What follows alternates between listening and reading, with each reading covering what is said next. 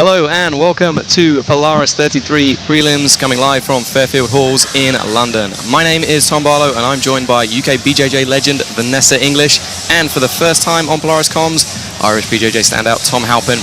We have an exciting night of matches ahead of us on our prelim card before the main card kicks off at 7:30. Let's take a look at the first half of our prelim bracket. Tom, some great competitors on there. Is there anybody who stands out for you? Who do you think is going to be a really exciting match? I'm really looking forward to Hugo Dvorecky against Tommy Grealish in the first half. We've heard a lot of great things recently about Tommy Grealish and some of the youngsters coming out of Los Banditos, so I'm curious to see how that one goes. Yeah, absolutely. Also, we've got another young match between Yaseen Morris and Issa Rahman, which is going to be a barn burner as well. That's our only gi match on the prelims.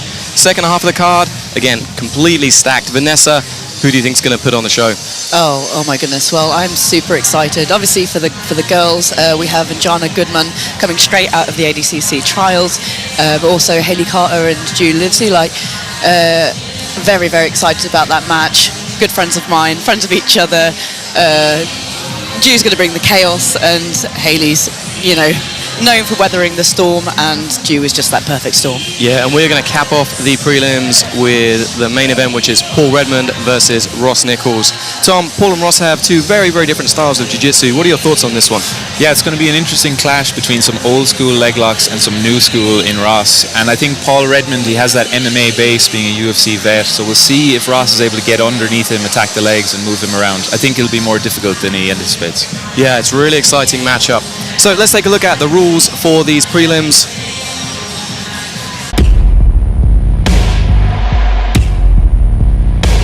Each preliminary match features 2 5-minute rounds with a 1-minute break in between. Open scoring between rounds keeps fighters and fans engaged, adding to the intensity. If there's no winner after 2 rounds, a 3-minute overtime will decide the fight. The emphasis is on continuous action. Stalling will be penalized. Constant action is the name of the game as athletes push their limits in a battle for victory.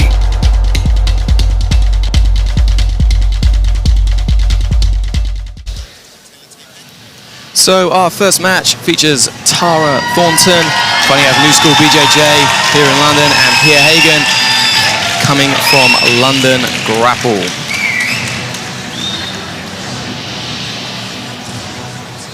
Ladies and gentlemen, good afternoon and welcome to Fairfield Halls here in London, England, where we present you Polaris 33. So let's get the action started and welcome our first fighter out of the blue corner, Tara Thornton.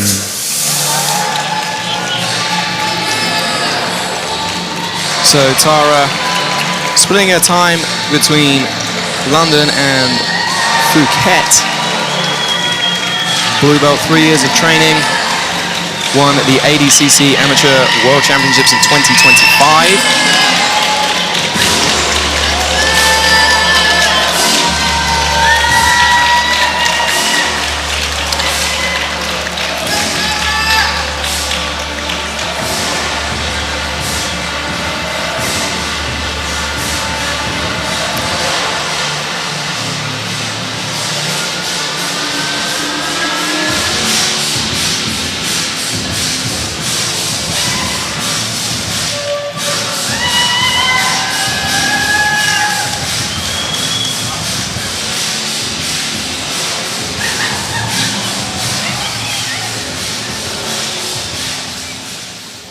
And now let's welcome her opponent, fighting at the red corner, Pia Hagen.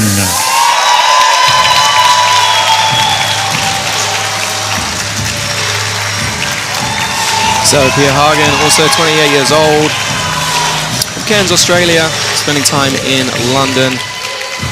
Half Papua New Guinean, so she's representing Oceania and Asia, who we'll see later in the squads event.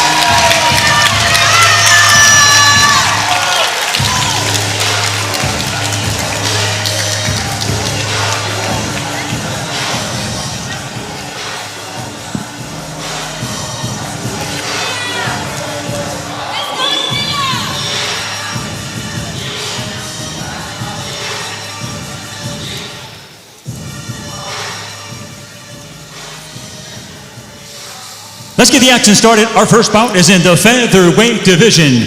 Introducing first, fighting out of the blue corner. She stands 5 feet 5 inches tall, official weight 64.5 kilos, representing New School BJJ, Born to Roll and Phuket Grappling. From the United Kingdom, let's welcome Thornton. And now let's welcome her opponent fighting out of the red corner. She stands 5 feet 7 inches tall, official weight 64.5 kilos, representing London Grappling. From Papua New Guinea, Hagen.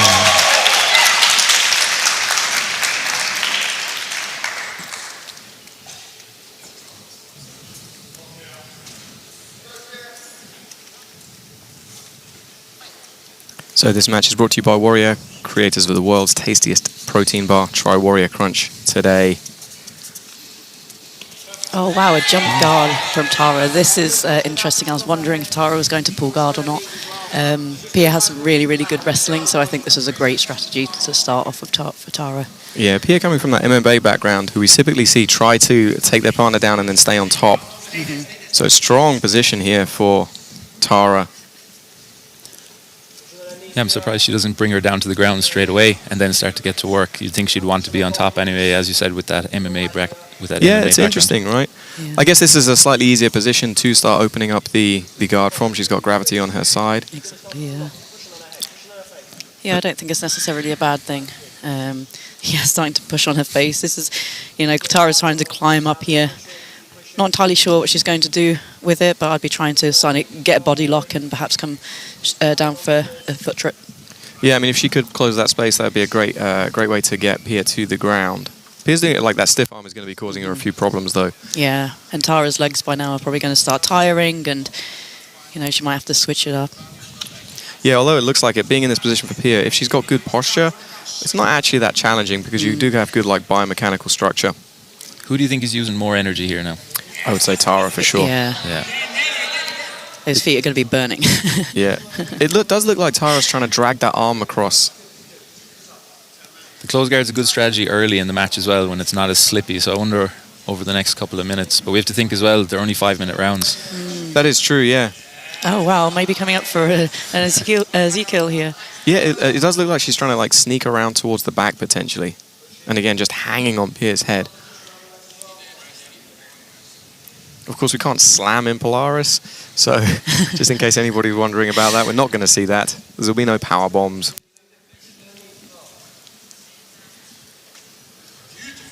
It looks like Tara's bringing her down towards the ground. This is going to start being tiring for Pia now as well. You know, it's going to be more lower back now.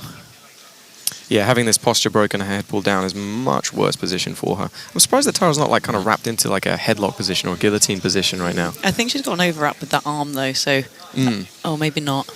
No, not quite, because she still had the arm on the inside. Unless she was going to do like a standing Barata platter or something like that, which would have been very exciting. I'm all up for that. Yeah. Now we have some leg open action. Yeah. Nice. Maybe coming into a K-guard. Yeah, kind of a K-guardy position. It's that K-guard versus leg drag battle that you see so often. Just by placing the weight more forward, you can change it from you being attacked to then you're actually passing their guard. Yeah, exactly. And you can see Tara doing a good job of trying to control that hip by pulling on the ankle. And again, stepping on the hip as well gives her good distance control. Now we have nice 50-50 entry. Yeah. Some knee bar options here for Tara as well. Good job from Pia trying to keep that weight on the leg.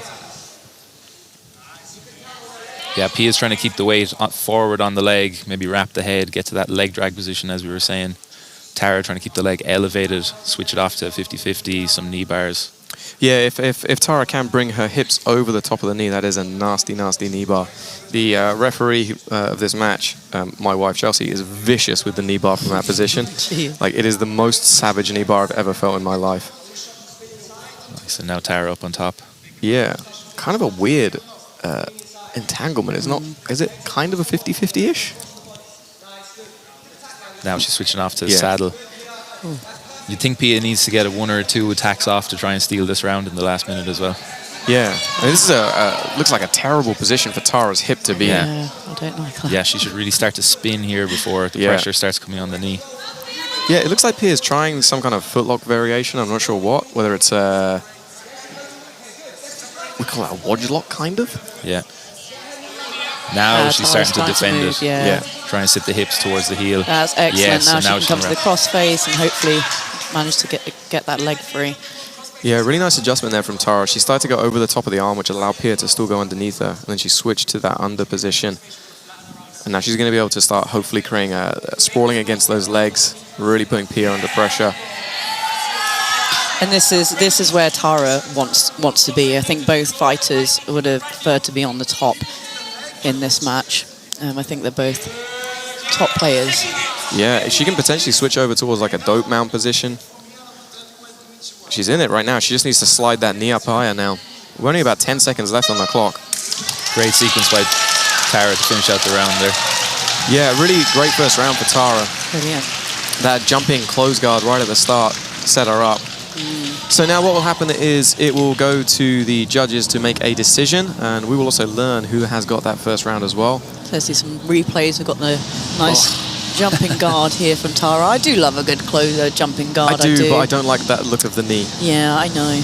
And then Pia did a good job of finally opening up the guard, but Tara responded very effectively. This was really Pia's best attack of the match. She got kind of almost a footlocky type position. Round number 1, Tara Thornton. And Tara Thornton, as expected, takes the first round. Yeah, you see Tara It's an interesting thing. We were talking about this earlier today. Sometimes it might seem like a 5-minute match or a 5-minute round will give you plenty of time to, you can work really hard and then recover in that minute, but it's really not a long time to recover. That minute also gives you time to realize how tired you actually are. Exactly. And the other thing that we've seen as well quite frequently in this scoring format is the second round completely changes. Double leg attempt here by Pia, but nicely sprawled, very heavy hips there by Tara. Yeah, Pia trying to sit out underneath, but Tara doing a great job of chasing towards the back. This is what I like about the open scoring as well. You saw Pia lost the first round. She has to come out more aggressive, and then it opens up counters for Tara. Excellent job as well from Tara. Yeah, you're very right, Tom. She now has to work. She can't just kind of, assume that maybe she won that first round. She knows that she lost it, and then she has to be doing the work to get the finish in this match. Yeah, she could only have 4 minutes left now. She needs to get standing up, start to try and open the guard again. Pia needs to be very careful of bringing her arm out of here. I feel like Tara's just waiting to set up an arm bar here. Yeah, it looks like she's trying to set that mirror lock position. It's what she was doing when she was standing as well. Jumping that guard up a little bit. That mirror lock has become a lot more popular over the last couple of years, especially in the women's division for some reason. Yeah, considering it's named after like Frank Mir, which is like, mid-2000s MMA competitor. All the old school techniques come back around. Exactly, right. Yeah. Must be Suleiman setting a trend, huh? Yes, Suleiman we saw in the last squads. Very, very good with that position. Tara's in a very good position very here. Nice Look, we're going to come to an arm bar. Is she going to get it? Are we going to see a finish? Doesn't have the elbow in quite the right position. She brings it to the other hip. She can get a bit more of a follow through, I think. I think Pia's just doing a good job of just kind of rotating. Spins the elbow free. Wow. Great toughness. Great, very much so. But again, finds herself back in this close guard. But you see that Pia's spinning to the left. So Tara wants to finish the armbar over her right hip then. Yeah. Let's see if she can make that little adjustment here now. Yeah, again, Tara's jumped straight into that high guard again. Looks like she's going dead orchard. Savage. This is a tough position. Yeah, and now she's going to be able to get great leverage. Oh my goodness. That was fantastic. Excellent performance by Tara. And fantastic defense from Pia to begin with, These MMA girls are tough. Yes. Fantastic fight from these two girls. Let's see the replays. Armbar. This is the initial attempt where she went belly down. Pia did a good job of rolling and then just kind of keeping her elbow not quite in the right position. Yeah, and then Tara jumping up to that kind of dead orchard position, the very high close guard. And out here, Pia, you can just see there's no way for her to get out of that. Excellent performance by Tara. Ladies and gentlemen, your winner by tap out due to an armbar, Tara Thornton.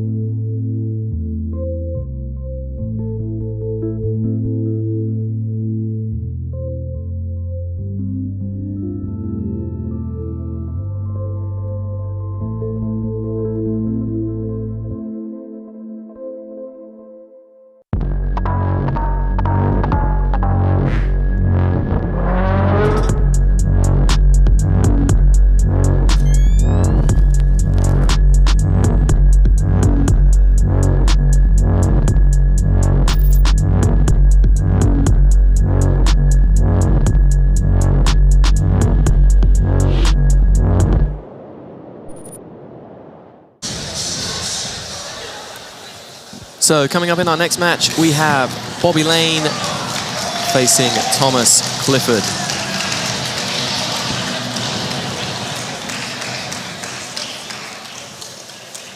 Let's welcome, fighting in the blue corner, Bobby Lane.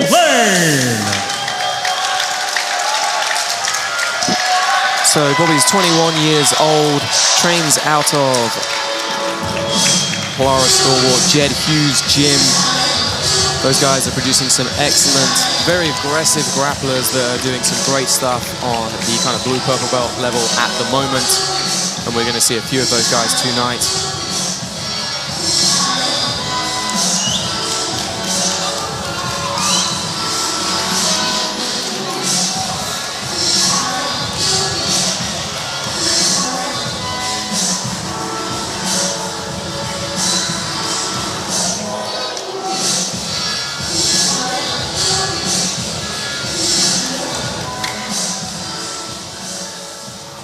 And now let's welcome, fighting the red corner, Thomas Clifford. Thomas Clifford, just 18 years old. Been training for 7 years though. Trains out of Carlson Gracie Kent and London Grapple.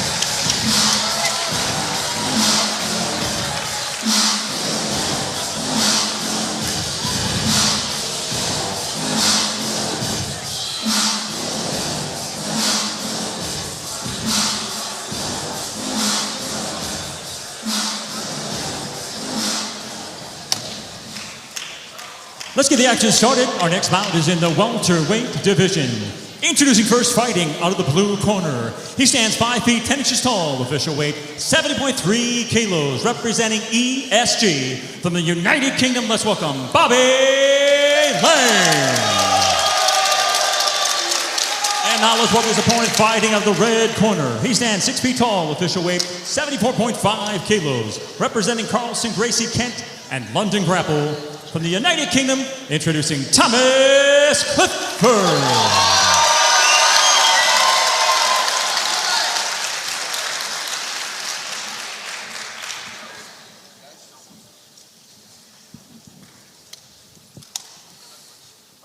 So Polaris is sponsored by the UK BJJA, the national governing body for UK BJJ. Looking forward to seeing some good scrambles in this match now. A lot of the time with the younger competitors, it's always who can out-scramble the other, who can get to the back. Well, these guys are both very young competitors. They've actually competed against each other before, so they know each other's styles. Quick pace to start the match. Yeah. Sometimes having competed before like that, it can make you a bit hesitant if you know the person's game, you know the threats. But it seems like that's not affecting these guys here. No, not at all.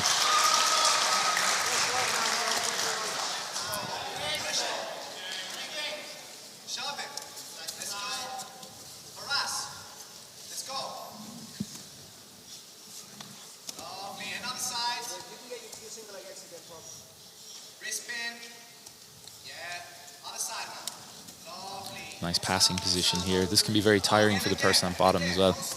Yeah, nice little head redirect though. That was a nice little reversal there. Very nice. Yeah, that's that kind of J-point camping that all the kids like to call it, or Toriandos as we used to call it back in the day.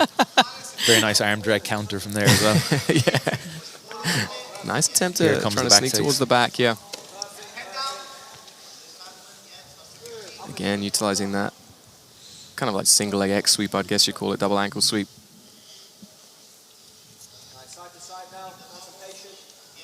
There's no stopping, is there, with these young competitors? I wish I had that much energy. Almost into knee on belly. Both seem to have a similar style as well. Yeah, Yeah, and and a similar dress. Unfortunately, similar hair. Exactly, yeah. Both wearing exactly the same dress. Oh, Into the triangle.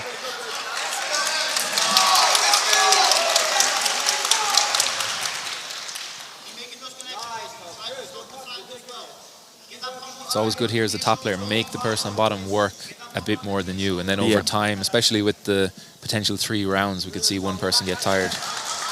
Nice. What is... It was kind of a, he started to roll through almost like he was going for the back and then stepped over the head. Ends up on bottom position.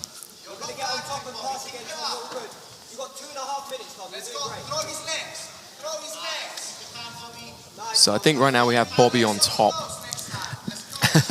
I've lost track of it. Yeah, I'm pretty sure it's Bobby on top at the moment. Okay. I always say to my mom, I wish I had a brother, I'd be multiple-time ADCC champion. Yeah. And this seems like I'm watching two right? brothers going at it.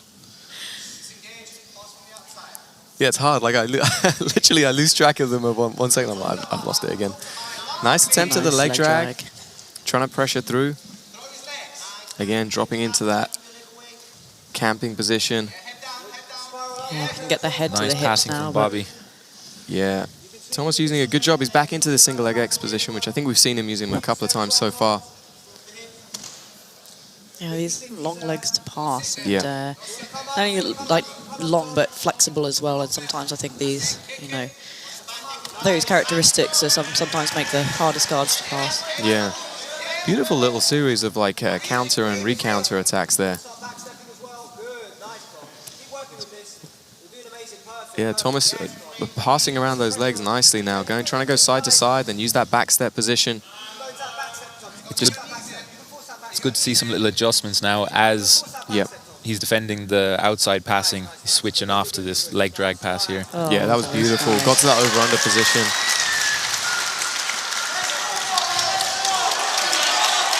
It's getting the crowd going. Yeah.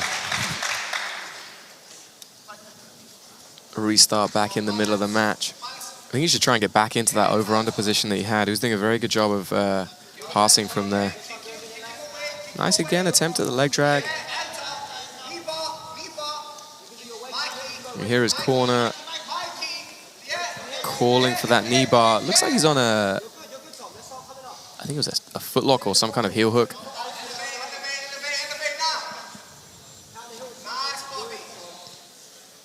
He had a nice look at outside heel hook there. That's probably the most significant attack we've seen so far. Yeah. Just wasn't able to pin the hips and get the finish. But Tom, what do you like to do when you've got someone who's moving this much? How do you attempt to slow them down? It's a tricky one, but I think you want to create a little bit of distance enough to sit up. Like we saw at the beginning of the match, I think it was Thomas on the bottom, was having a little bit of success from the seated guard, and it just allows you to be a bit more aggressive and get into leg attacks quicker. Yeah. When you're on your back, you end up absorbing passing a little bit more, so we'll see how they adjust now in the second round. Yeah, I mean, we often see Jed using that supine position and then being very good at entering the legs and the arms from there. Really interesting round. I have no idea how you would score that. Got a little bit of blood. Yeah, we got a little bit of blood as well. At least now we'll be able to tell them apart a bit easier. So yeah, we got Thomas in the black spats. Let's see some replays. Yeah, they're just going to get his lip checked. It looked like he got a bit of a cut right at the end, which is not surprising considering the amount of movement, the like leg entanglement, well, not leg entanglement, but repummeling of the legs. Yeah, this match so far has just been all go. Yeah. And this is that beautiful little single underpass position that he got into. I'm surprised they didn't reset it back in the open guard again, which is a little bit of a shame because he did do a lot of work to get there. Past, yeah.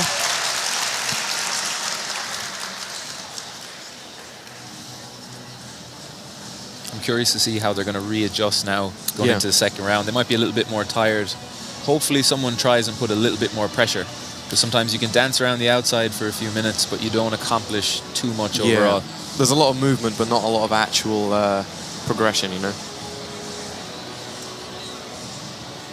Just got a brief moment while we're getting this this bleeding lip looked at. Bleeding gums. Yeah.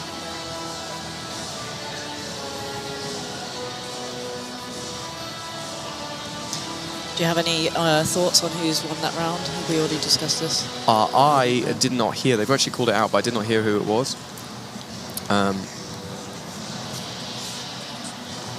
Yeah, so Thomas is up that one round.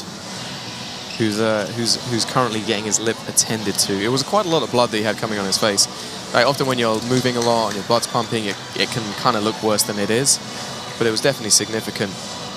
It seemed like a very even round. I think that heel hook attempt for Thomas is what was the standout factor from it.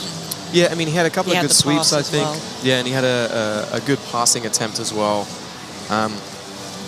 Yeah, we're going to pop up some more of the replays from the thing.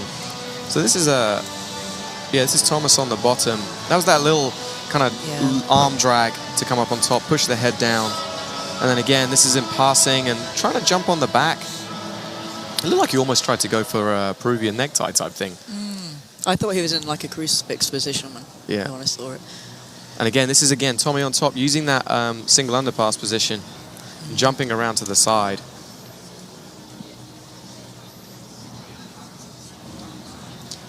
Again, just waiting for them to give him a little bit of a patch up. Remember, we got our squads events later this evening. We have Team South America versus Team Asia Oceania. Should be some great matches on that. It's a very equal grouping of athletes. It'll be fun. You can tune into UFC Fight Pass for that. Yeah.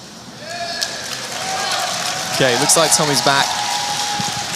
Looking like he's been in a bit of a battle. Meanwhile, Bobby's been resting here, not worried about his lip. So we'll see if he can start to pick up the pace now, because he's down around, so we really need to see something early on from him. Yeah, it's going to be interesting to see how the tactics change. That's what I would assume that Tommy would have done, is re-pulled back into the guard position again. If it's not broken, don't fix it, kind of man. Yeah, I mean, he was doing a great job from here. Be interesting to see how they've made the adjustment. It looks like they've tried to switch up the style of passing. Nice use of the De La Hiva. Looking at going towards that Kayatera footlock.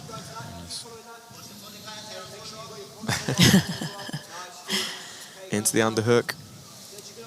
This is something that's become very, very popular, particularly combining it with like the short Achilles lock. I like to call it the Valente lock, although those kids are all calling it the Tren lock now. The what? Trend lock? Tren lock. Yep. But Lucas Valente first did it, I think, in Pan Am's.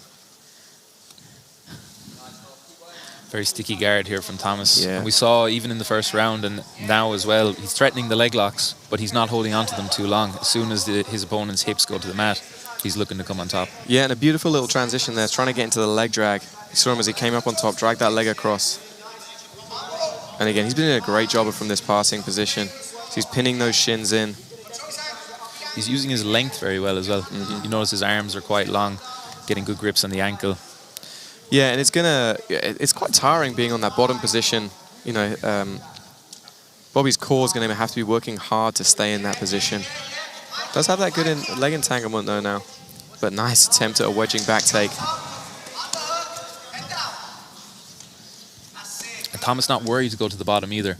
It shows you how much of an advantage that is. He can be more aggressive with the back takes, with the submission attempts from top, because he knows if he ends up on bottom, he's bound to sweep him again.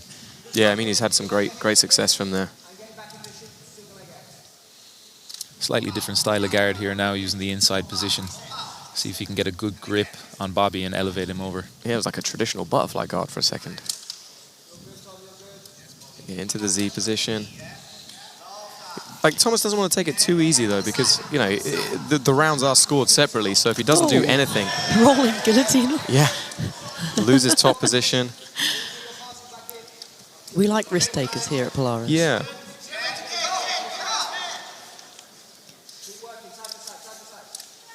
We also feel like this is more of a movement-based type match versus like a lot of pressure being put down. You know, we're going to see Tommy Langaker versus Owen Livesey later, and Owen is about bringing that pressure, continually leaning on your partner. This is not like that. This is very much moving side to side, trying to look for those openings and exploit them. Nice work from Thomas here in the front headlock. Yeah. Lets it go very easily, though. That seemed like a bit of a missed opportunity. I agree. Like, he had the opportunity there, I thought, for a crucifix or utilizing that front headlock position a little bit tighter. He seems comfortable passing from here, though, doesn't he? Yeah. And again, there's only 2 minutes left in the round. You'd have to think he's winning this round so far as well. Yeah, I think so. He's definitely had the better attacks. And again, you see him working there, trying to stay heavy. I'd like to see him use his forearm a little bit more. Nice attempt to work. Passing. Yeah. Nice work for the back, though. Looking at locking in that seat belt. You could see Bobby starting to get a bit tired there. Clinton armbar. Oh, just slipping lost out. These kids like butter. Yeah.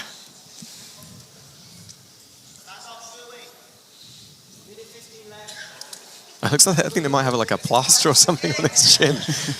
I've never seen a plaster stay on that long. It's been 4 minutes. That's quite impressive. The medics must have done a very, very good job of that.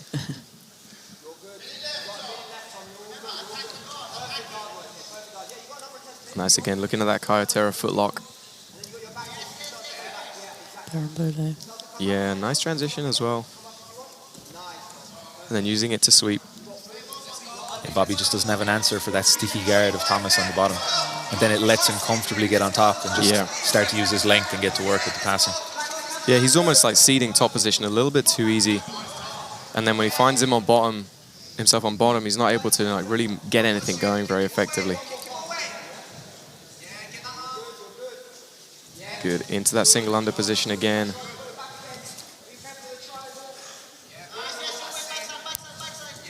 This double under, like single under passing has become a lot more common. For a long time, it was kind of abandoned for, you know, for knee slides, things like that, and thought to be not that effective in the no-gi. We've really seen it a lot recently. He's trying to use that short footlock again, but nothing on it. Really good back and forth match. Interesting match, two very similar styles. Yeah, very much very similar no-gi outfits as well, which are problematic, but this is some of the highlights from it. This is very early on in the match, where Bobby went for that footlock, but there was just nothing on there. Tommy was able to come to the top position. It was an incredibly exciting diving headlock, which unfortunately didn't go anywhere. And then that's probably, I would say, the best sequence, best submission attempt of the night, but just a little bit too slippy, couldn't quite hold out for it. Let's go find out the result. Ladies and gentlemen, we go to the judges' scorecards, and they see it for your winner. In the red corner, Thomas Clifford. Yes, as we thought, Thomas Clifford doing enough to get the win. Had the better sequences throughout the match. Bobby just unfortunately couldn't get his game going.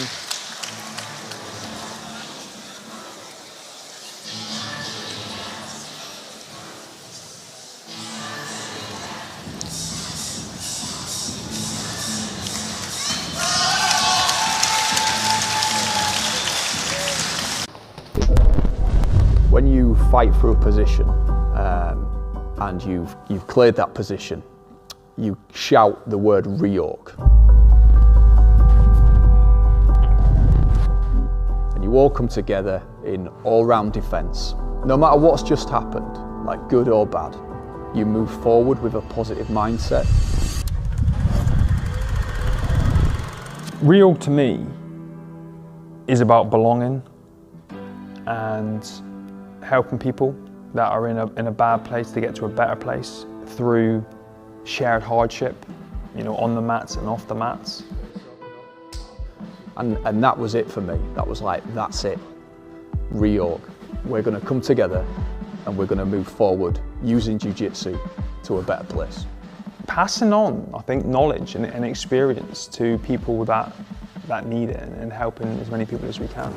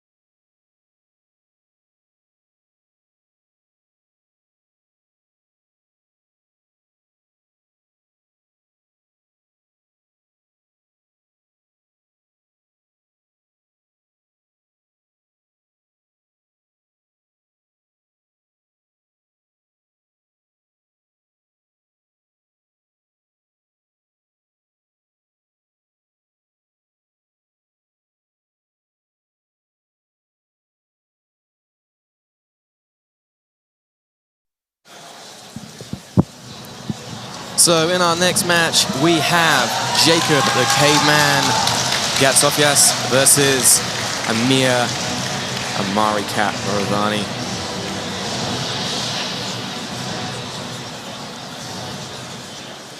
Let's welcome, fighting in the blue corner, Jacob Gkatzoflias.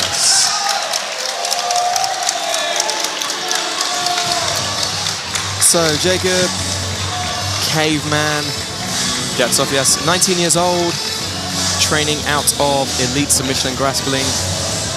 Just saw one of his teammates in the previous match. Actually still sat over in his corner. Just recently won the Brasileiros, which is a tough competition. Yeah. Nice job.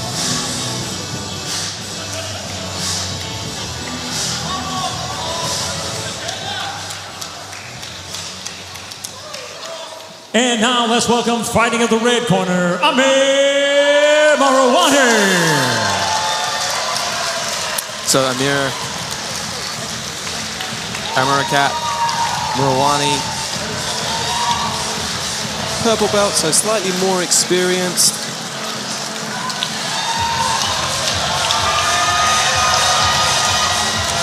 Wins on a number of UK-based events.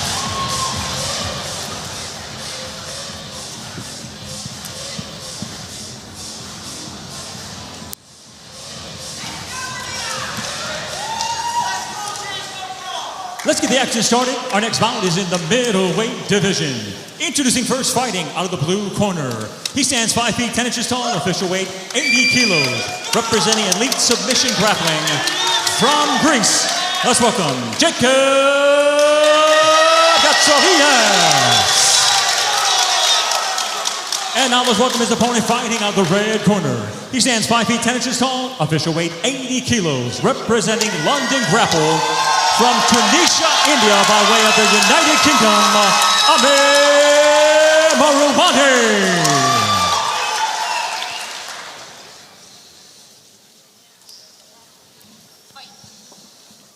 So both these guys 19 years old. How long have you been training, Tom? How long have I been training? Longer than that. We were talking about this earlier. As you get, I'm going to say, more experienced in the sport, you start to see the kids getting younger and younger, and eventually you're older than they've been training. Older and older. Yes. Very energetic walkouts from the two of them as well. Yeah, pretty aggressive start as well. Amir has made a pretty bold prediction that he's going to try and trend lock Jacob. We saw a number of attempts at that in the previous match. Goodness, that is trendy, isn't it? Yeah, very much so. Oh. You see him trying to get that steamer lock. I think it was a street for lock, actually. Oh, was it? He's just trying to hoist him up off the ground. Yeah. Caveman, just heavy pressure on top. Very primal passing, I'd say. Yeah, head down, driving in. See him putting in a little... This is the difference we were talking about in the previous match. There's much more pressure in these passes, trying to drive into the positions more. We're still having that side-to-side movement, but there's a lot more intent in what he's doing. Yeah, you can see how flexible Amir is as well, so the loose passing probably won't work as well as Jacob would have hoped. Yeah, we just saw it there. And I mean, Jacob he's throwing in lots of little submissions as well, which does keep Amir thinking, right? It keeps him on his toes a little bit and has to be very disciplined in what he's doing. But will also tire you out. Yeah. But Amir has shot some, he shot up for that triangle a few moments ago. Here, trying to switch off. Ooh, sitting into the inside Sankaku here. Saddle entry. Yeah, very nice attack. Amir just overextending his legs a little bit and losing control of that knee line. Just goes to show how good everyone's gotten at leg lock defense in the last couple of years. So you need to have another option from that then. Anticipate the rollout, switch to something, and here we have Jacob back up on top again. Yeah. That was a very flexible, I'll just say, that is a flexible guard. Yes. Sometimes you get into a competition match, you grab someone's leg, it moves twice as far as you were expecting. Yeah. It can throw you off a little bit. Absolutely. Yeah, and you fall over a little bit because it's gone too far. So we'll see how Jacob can adjust here. I think he's having that moment of, this guy's very flexible compared to what I was thinking. Yeah. I mean, if he's training with Jed, Jed Hughes, very, very flexible competitor. Him being in these positions wouldn't be a surprise, but it's difficult to deal with, How do you find that inside space? Yeah, I'd like to see Amir use it a bit more. As soon as Jacob makes a grip on him, he can treat it almost like he has a grip on Jacob, if that makes sense. Try and get some attacks off. Because again, if you're just defending for the whole match, you're going to end up losing a decision. Yeah, I mean, it is just connection, right? If someone grabs you, you have that same connection in a different way. But yeah, you're right, Amir needs to pick up that pace a little bit.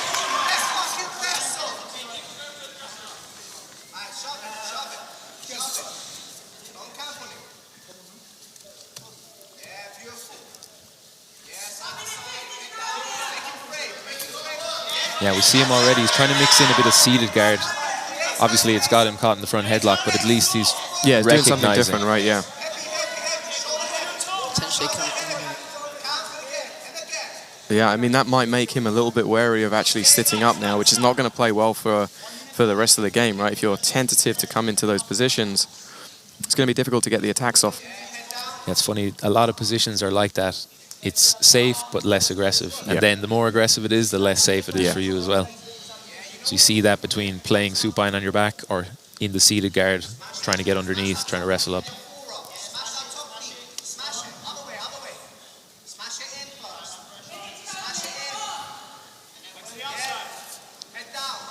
Yeah, but Jacob's coach there was trying to get him to come one way and the other from that headquarters, and he's doing a really good job of like mixing up the passes, but kind of not chaining them. So yeah, again, he's getting very close. This is a deep passing position now. And just as I say it, obviously, he starts passing. Amir doing a good job of it. It's always the way. It's the curse of the commentator. Curse, yeah. Yeah. I mean, this is a very, very solid passing position right now. Just a classic knee slide, got the underhook. Trying to push that leg off. Only 30 seconds left in the round. I mean, even if he doesn't get the pass here, it can be a very draining position for Amir to be in. You know, he's got that weight bearing down on him, uncomfortable in the breathing. Looking at stepping back to the leg. Very nice.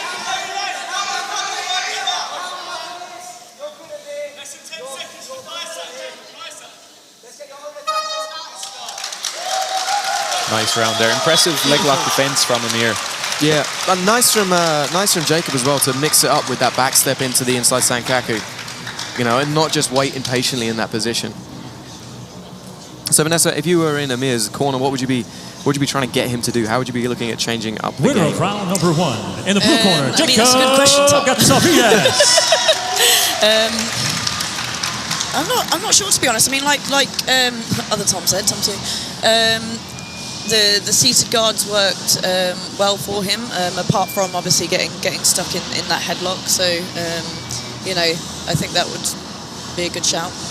Yeah, it might just be that he has to risk a little bit more to get anything going, right? If you're always that defensive passive positioning, like we said, nothing's bad going to happen to you unless you make a bit of a mistake. And sometimes you can be a little bit too flexible, right? And you end up in situations where actually you're in positions where you're not strong.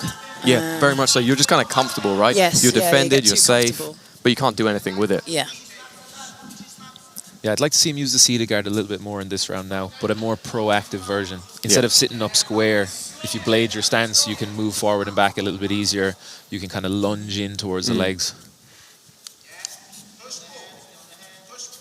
What's the new modern name for that? I must have changed it from seated guard to, I don't know, something else. I don't know the Japanese terminology on it yet. I'll have to ask Danaher. Actually, what did I see last night? It was like like seated S guard or something like that, and I was like, oh my goodness. I mean, Amir hasn't pulled guard yet. Yeah, I mean, that's interesting. Maybe that's the switch they're trying to make. But he also, again, he's not like entering into any takedowns at the moment. He's just kind of hand fighting, working on that head position, and it's Jacob who's making him move around. Those 5 minutes can go by quick as well. If you plan on playing guard, you're probably better off just pull guard straight away instead of wasting 1-2 minutes and pulling guard anyway. Yeah. Yeah, I mean, the only thing you do is like use the wrestling as a way to set up that guard pull, right? Get him think that he's about to shoot and then utilize it as a way to get underneath his legs. But again, like Jacob having the nice little foot sweep attempt there.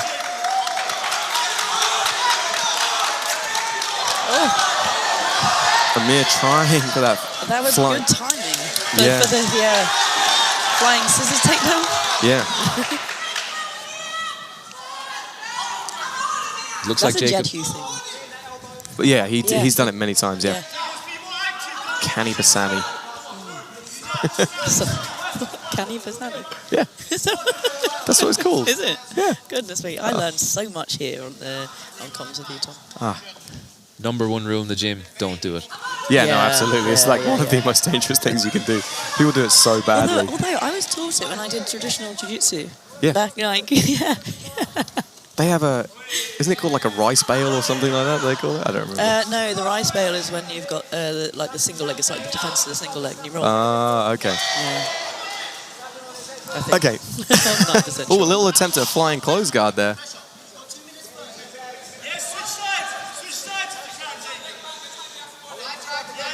Jacob seems to have slowed down a little bit.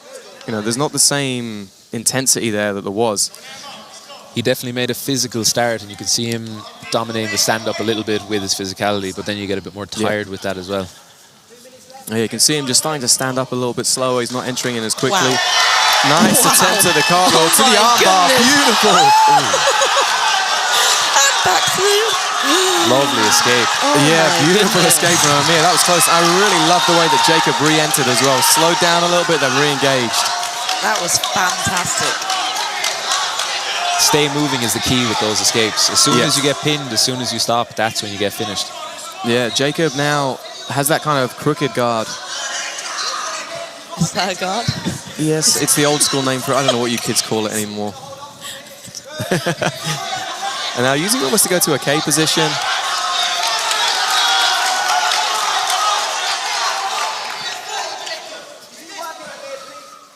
Minute and a half left now. We really need to see Amir pick up the pace. Yeah, lunging towards that takedown. That's not a great sign when you're like trying to dive in like that. Like anything, takedowns need to be set up. They need to be timed. Better entry for the single leg here. Pulling into position. I really liked the, pulling guard with intention. Yes. And combining the attacks with the takedown and then pulling guard. I think that was really smart. Yeah. It's got 50 seconds left. I'm big on having a good strategy for competition as well, that you can keep going back to something like an aggressive guard pull, as Vanessa was saying, that it's hard for the other person to stop you from doing it. I know people hate to do the same thing over and over again, but there's a lot of value in it as well. Yeah. Like if you're continually attacking like a foot lock or whatever, people's limbs get tired, right? And naturally their defense starts to wear down. It becomes easier over time. Oh, that was nice attempt at the knee slide. Best position. Gets his weight down to the hips, but... Nice recovery from Amir. From Jacob. The only thing though is he's slowed down a lot. The round's closing out. The toe hold attempt here nice by Jacob. Adjustment to the toe hold. Wow. Nice match. Probably a little too late. What do you think?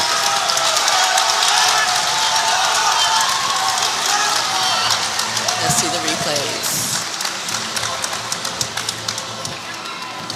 Yeah, that was the attempt at the scissor takedown there by Amir. And this is kind of towards the end of the match where kind of the pace picked up, and this was the best part, I would say, of the whole match. Wow, how fantastic. Some nice scrambles there.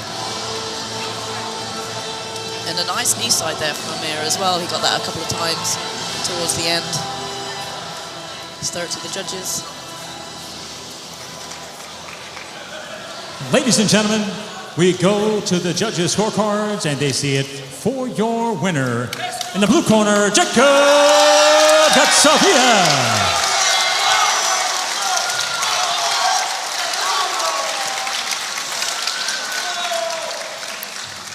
Yeah, so I think a fair decision there going for Jacob. Definitely had the better action in that match. Closer submission attempt, beautiful armbar at the end. I think that's the first time I've seen a cartwheel pass work. And straight into an armbar as well. That is really nice. Really impressive, yeah. So yeah, congratulations to Jacob.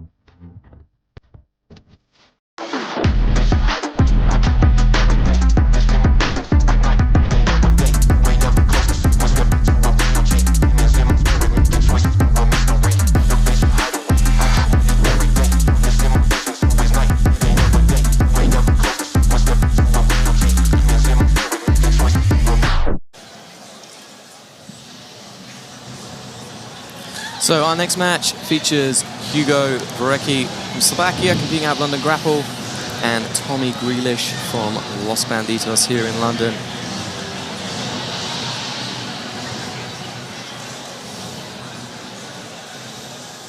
Let's welcome fighting the blue corner, Hugo Dvorecky. So Hugo's been training 5 years, purple belt. Some good success winning the Nogi British Open in the lightweight gold. He's won the London Open as well in both gi and no-gi. So a lot of experience.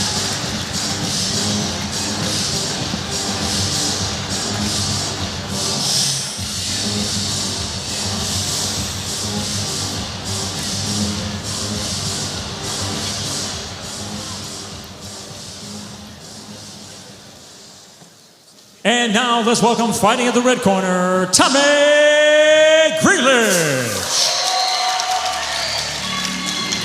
So his opponent, Tommy Grealish, only 18 years old, been training for 9 years. Also a purple belt. He's one of these guys, as we said at the start of the show, that you hear a lot about. Recently competed at the ADCC trials, didn't have a great showing, but he is a very, very solid competitor. Silver Nogi Europeans. So it's going to be exciting to see him here on the mats.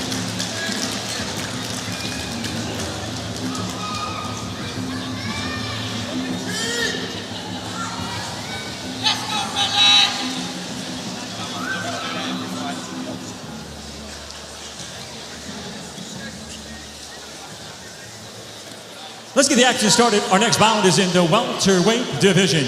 Introducing first, fighting out of the blue corner. He stands 5 feet 11 inches tall, official weight 73.4 kilos, representing London Grapple. From Slovakia, let's welcome Hugo Dvorecky. And now let's welcome his opponent fighting out of the red corner. He stands 6 feet tall, official weight 72.9 kilos, representing Los Banditos. From the United Kingdom, Tommy Grealish.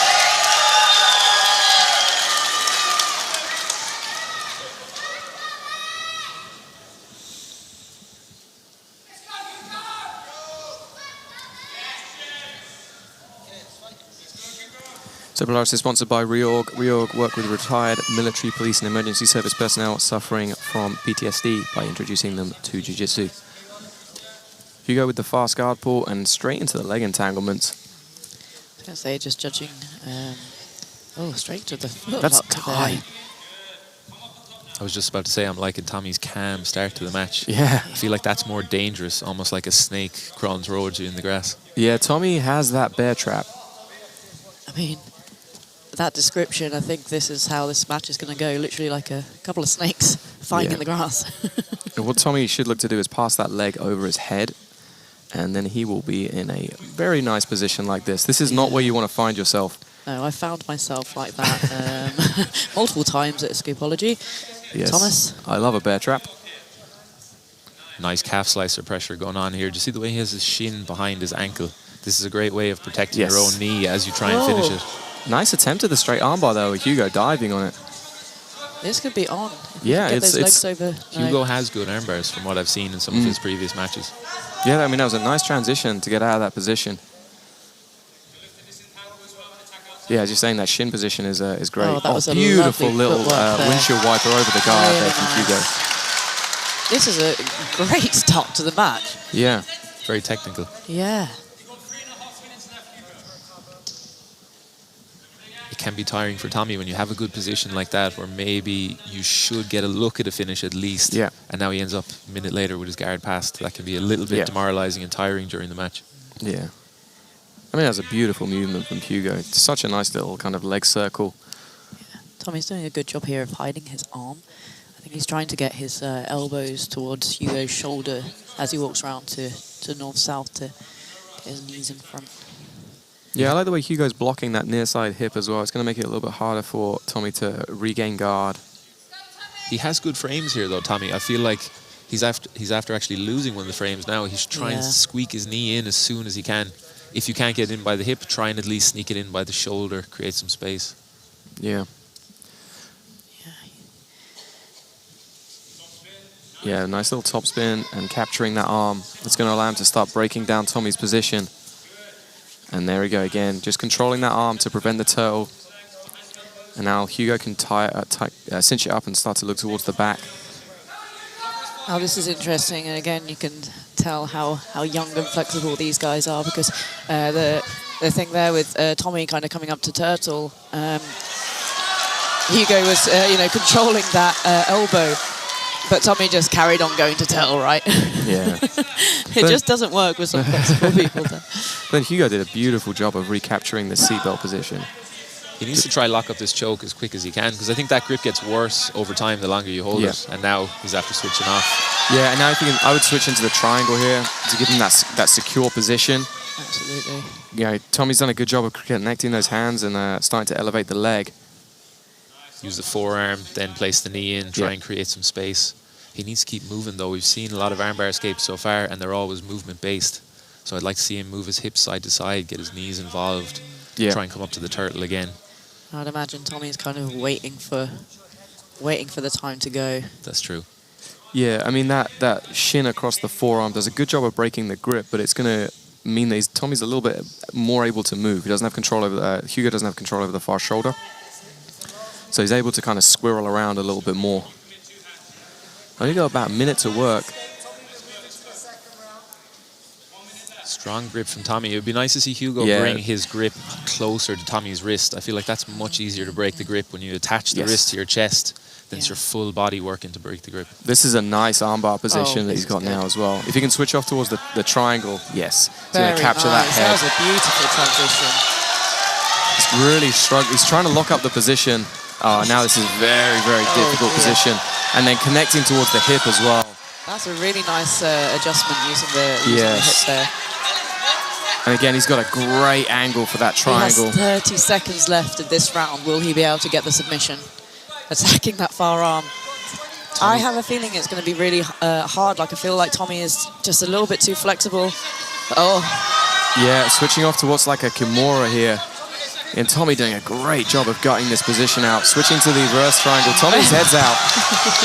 Into the omoplata. Stepping towards the leg lock. Into almost the knee bar now. He might get it. Oh my That's goodness, tight. this is insane. Beautiful transitions here. Oh my goodness. Very impressive. Crazy end to the round. That's some of the most technical defense I've seen from a young purple belt in a long time. And that triangle there, that's one of the reasons I wouldn't normally like pass the arm across, because you can drop your elbows down onto the mat, that Hodger Gracie style defense. We might see it in the replay here. It seems like a good thing to bring the arm across, Hugo, but that defense is so strong. Beautiful little slip out there. Was the knee bar enough to steal the round? We will find out. Yeah, so they've called it for Hugo, as we kind of expected. But really good effort by Tommy at the end. It's going to be interesting to see what adjustments they make, because Tommy did have some solid entries. Hugo did a great job as well of neutralizing those and getting to some good positions. And how tired will his arms be after all that defense? He probably spent 2.5 minutes in the armbar position there.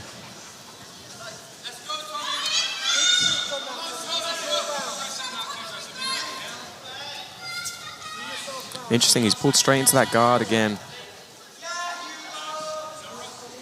It looks like Tommy's trying to invert, but Hugo's already shut that down, dropped down super low.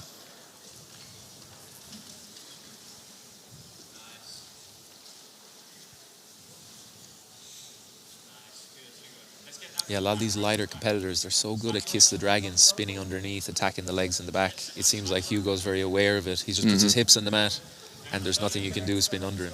Yeah, it looks like Tommy's trying to set up a false sweep here. Nice switch to the leg drag, though. Again, we're seeing that underpass. Beautiful by Hugo. And again, he might look to switch to the opposite side. Nice job from Tommy, though. Some threats on the upper body for Tommy would help open up the legs a bit more, I think. And actually, it seems like he might have a saddle entry here if he can get his leg through the gap. Well, he's got that arm in position. I mean, personally, I'd just try and bend that arm the wrong way to start 100%. With, and he's going to have to defend, and that'll open up the saddle. Yeah. Hugo's done a good job of clearing that position. Tommy trying to get into, what do we call this? The fishnet. Fishnet, yeah. But Hugo's jumped on that arm again. Looks like he's trying to, he can drop into the saddle here as well, but also free up his knee and then start chasing the back, which is what he's done. Tommy needs to respect that. Yeah, he rolls through.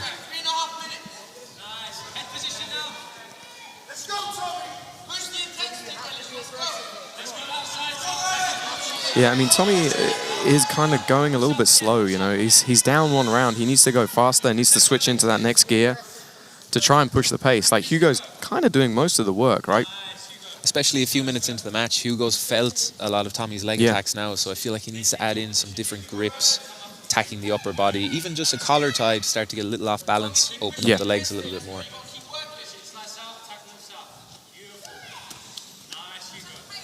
Hugo trying to roll through. Beautiful little attack there. Tommy framing on the face, which is a nice thing to do if someone's trying to take you back. Nice job from Hugo, just dragging those hips up, stapling the legs. You can see he's getting comfortable with Tommy's attacks as well. He's being more open, less hesitant, attacking the back. Yeah, he's no longer like kind of wary of being in those leg entanglements. He's escaping them pretty frequently or pretty easily. Nice job from Tommy though, coming to the top position. He needs to take advantage of this now. He might not get another chance on the top before the match is over. He needs to really press the pace. Hugo can just stand up here. Tommy really needs to keep the pressure on him, force him onto his back. Yeah, I mean, that would have been a good tactic for Hugo, just to re-stand, like completely shut down Tommy's ability in that sweep that he did. Looking at spinning underneath. Tried to catch the waiter position. Nice job of re-sweeping back.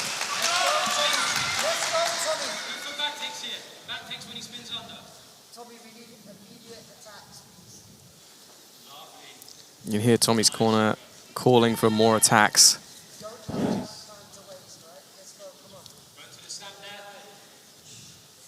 Nice. Hugo's just locking up that Kimura grip again. Very nice armbar transitions from Hugo in this match. Yeah.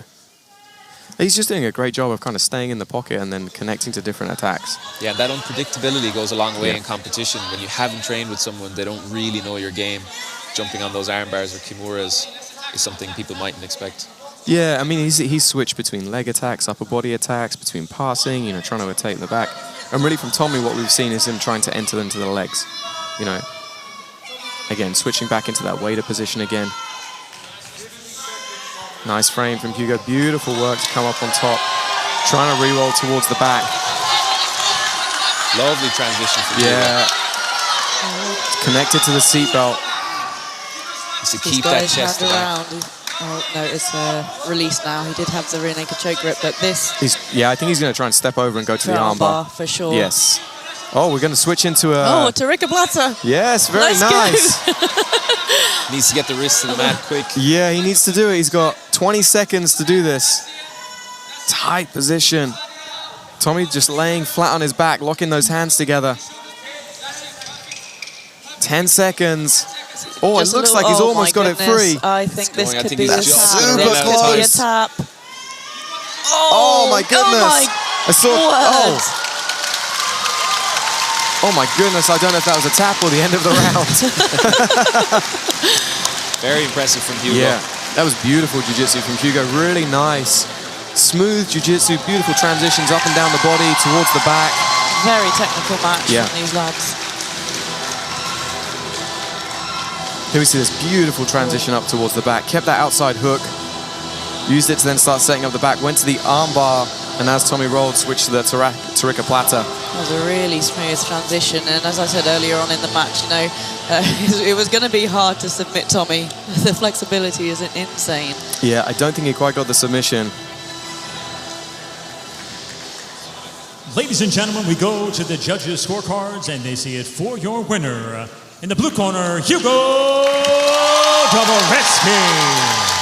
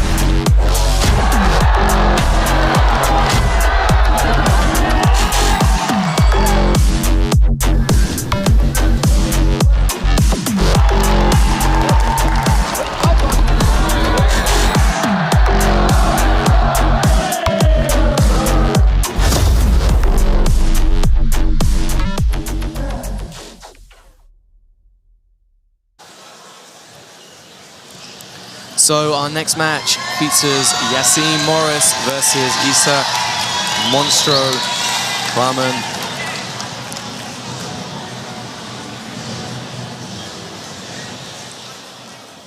Let's welcome fighting the blue corner, Yaseen Morris. So Yaseen, he's fighting out of Carlson Gracie, London. He is 17 years old and has been training for 11 years. That is crazy. You know, very successful, competed a lot, won a bunch of different competitions. This is actually our only gi match on the prelims, so I'm pretty excited about this. I know Vanessa's excited about this. And I'm really excited to see these two kids go at it. Young, up-and-coming talent, training for an extended period of time. Should be a great match.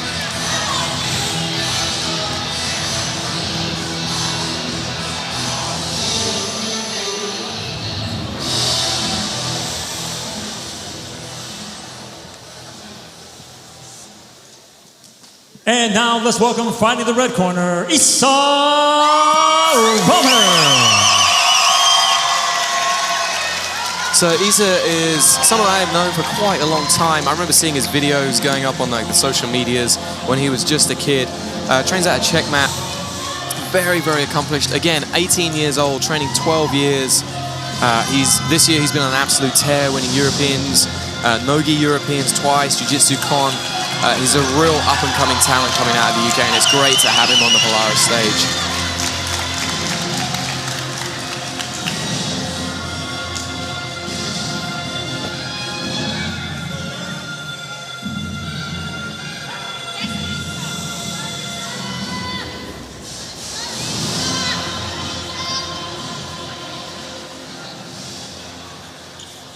Let's get the action started. Our next bout is in the lightweight division.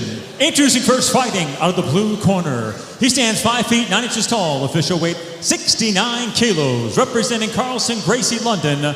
From the United Kingdom, let's welcome Yaseen Morris. And on this welcome his opponent, fighting out of the red corner. He stands 5 feet 9 inches tall, official weight 70.3 kilos, representing Checkmat and Fight Zone London. From the United Kingdom, Issa Rahman.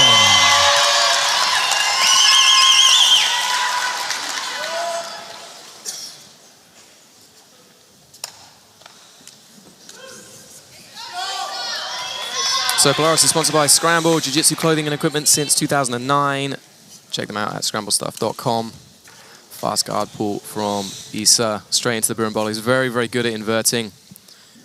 This is really interesting. It's like old school jiu-jitsu from the UK. On one side we have Fight Zone, and on the other side we have Carlson Gracie. This is really exciting, isn't it? Yeah. We have a gi match. It's interesting coming just after the last match as well. We Yes. had 2 youngsters, no gi. Now we have 2 youngsters in the gi. Yeah. It's making me feel old, but, you know. I feel like the guard is a bit stronger in the gi. What do you think? Yeah, absolutely. I mean, you have the grips that really work to your advantage. I think the gi has got this really bad rep about being unexciting, and it is just not the case. It's not the case. It's the Like, fighter that makes Yeah, it really is the fighter that makes a sense. Yes, it can be a little bit slower, but it can also, so much can happen in these matches as well. And you get kids coming up like these two guys who are just dynamic. You know, they're going to be able to put different situations together, going to be explosive, going to be moving a lot. There's also like so much that can happen, like different, Yes. you know, different groups. There's, you know, just a lot to talk about. Yeah. Both training almost 12 years. I know. Oh, It's crazy. We're going to start seeing that more and more. You see Issa get that Nice sweep takedown. and then straight into the knee slides. Very different passing styles in the gi as well. Yeah, I mean, it's similar but different, you know? Like, Yeah. we're still going to see things like over-unders. There we saw Issa try and drop into the knee slide. Here we see this single underpass, which is exactly the same that we saw in the no-gi. Nice job, nice recovery there. Issa did a great job of sticking to that pass. And this, again, that's something we were talking about earlier, like the pressure that Issa is able to put down, like the sustained pressure. It's not just side-to-side movement. He gets the opening and then he clamps it down.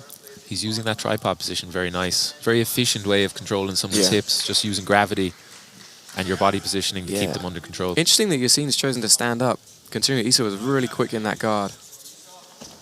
Oh, that was very well timed. Yeah. Look at those long legs of Issa's as well, wrapping around the shin, so he's almost in like a full guard with that one leg inside. Something we actually saw Roger Gracie do to Buchecha many, many moons ago. Showing your age now.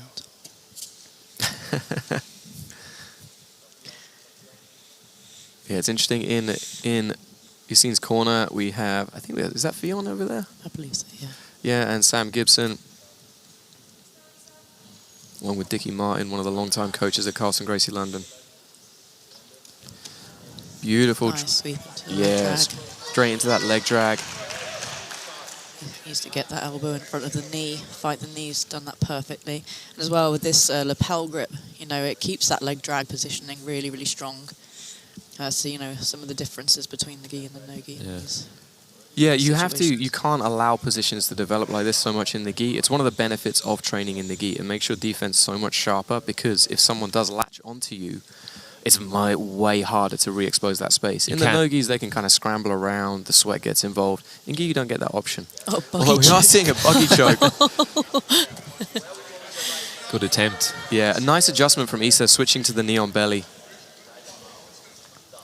You can't let someone get a head start on you in the gi, as you were saying. No gi, much more counter versus counter. In the gi, you have to tangle someone up in your sequences a lot more. Yeah, the funny thing is now we're starting, certainly from like CGI 2 the other weekend, we're starting to see some of those techniques get incorporated as the more gi-centric players come in. So we had Pato, for example, using like a no-gi lasso variation, you know, which has been a position in the gi for a long time. Great way of off-balancing people. We're going to start seeing things like that coming in there. Without the leg lock thread as well, it's much more classic pass versus sweep, isn't it? Yeah. The person on top has much less to worry about, so they can just get stuck in a little bit more on top, put more pressure. It's a great position hit from Issa. Has he got that arm isolated out as well? I can't quite tell from the angle. Well, he began using the lapel wrap, and he's come up with the head and arm, but I don't think he's necessarily completely isolated the arm. Yeah, oh no, he's got an Americana grip. Oh, no, he hasn't. Yeah, very difficult to see. It's very, very difficult to see, unfortunately. But he's using that butterfly mount, trying to create separation with his top leg. It seems like he should be in a bit more of a rush. He got to that good position with about 40, 50 seconds left in the round. He's going to win the round anyway, so I'd like to see his corner encouraging him to take a bit of risk, pass the guard quicker, and maybe get a submission then. Yeah, I mean, in the corner, we do have Marco Kanew, who's one of the top coaches in the country. Very, very successful coach, producing a lot of great athletes, gi and no gi. And another great guard ball. Yeah. Yeah, really solid performance by Issa. I'd expect the round to go his way. Let's see the replays. Fantastic guard pulls. I really liked how Issa took the balance like forwards and backwards in his guard. In the red corner, Issa. Yeah, he did a great job of kind of using that De La Hiva a couple of times, I think, to really upset the balance. And then we saw this attempted boogie choke as well. It's not something you normally see in the gi, but Issa was able to just control his posture and get free. That would have been an impressive finish. Yeah, I think only I've ever seen a buggy choke in the gi before. I'd have shaken my fist, like an old person. I wouldn't even dare do one in training. Yeah, my knees would not. Yeah, they would. I'm not built for buggy chokes.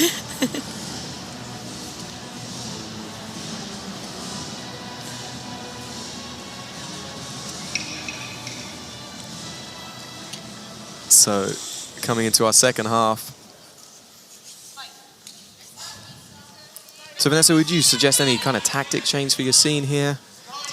To be honest, like if I was, well, I was just about to say, you know, maybe we'd see a guard pull from Yaseen.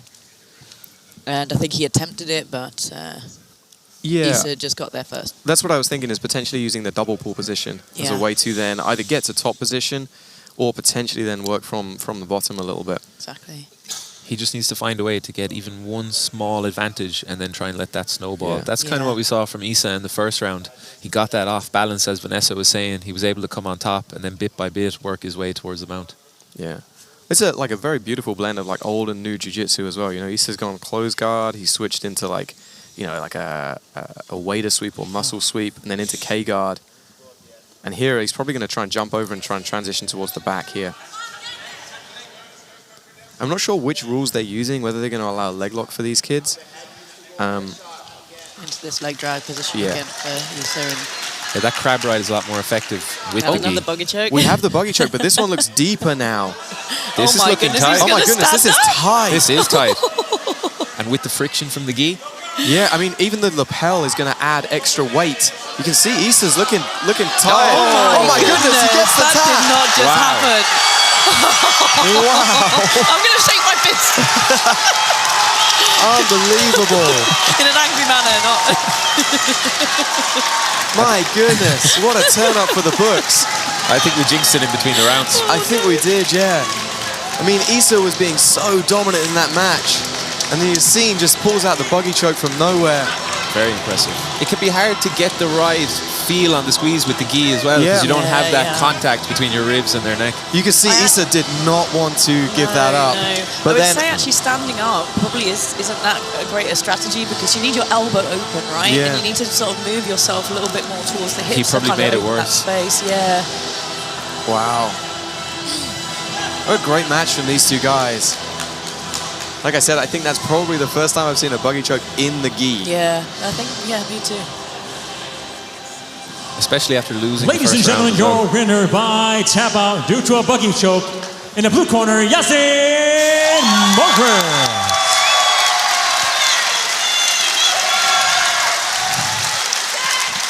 That was a great match from these guys. Excellent match, really yeah. fun. Really great performance from both kids. Both kids Yeah. having a super bright future in the sport as well. Absolutely. Only gi match of the night. I know, yeah, ends in a buggy choke. What was the order of the turn-ups? That's the thing I always say to my guys, like, anything you can do no gi, you can do it in the gi too.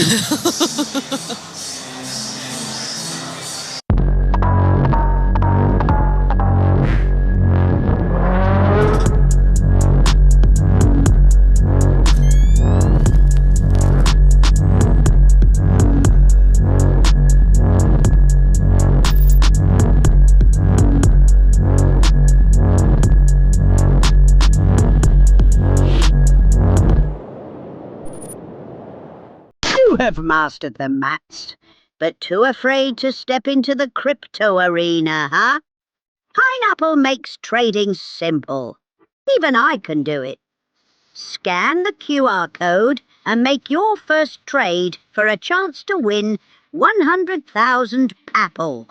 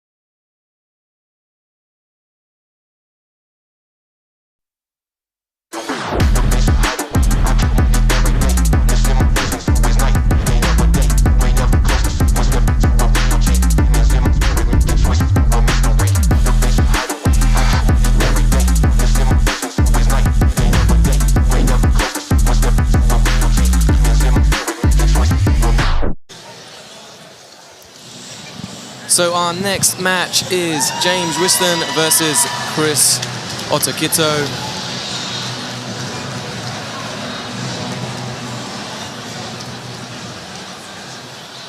Let's welcome, fighting the blue corner, James Whiston.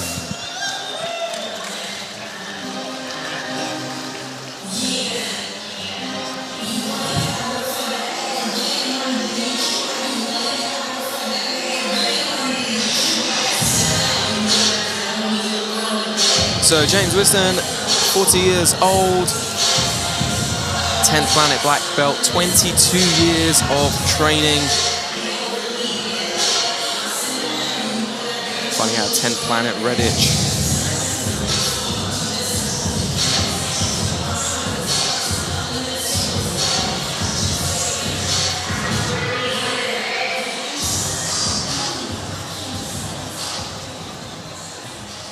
And now let's welcome, fighting in the red corner, Chris Otokito. So Chris Otokito, slightly older, 42 years old, nicknamed the Yam Power. To find out what that's all about, he's a brown belt, training since 2017, represents GB Top Team and Grapple Warriors.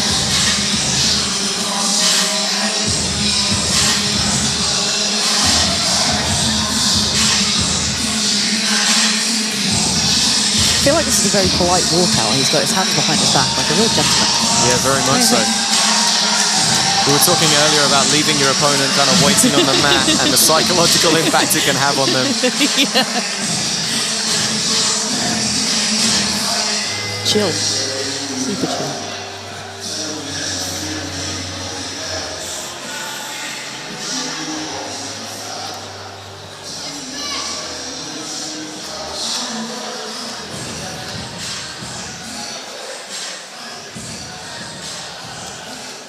Let's get the action started. Our next bout is in the middleweight division. Introducing first, fighting out of the blue corner. He stands 5 feet 9 inches tall, official weight 81.7 kilos. Representing 10th Planet Redditch from the United Kingdom, let's welcome James Whiston. And let's welcome his opponent, fighting out of the red corner. He stands 6 feet 2 inches tall, official weight 83.8 kilos. Representing GB Top Team from Nigeria by way of the United Kingdom, Chris Otokito.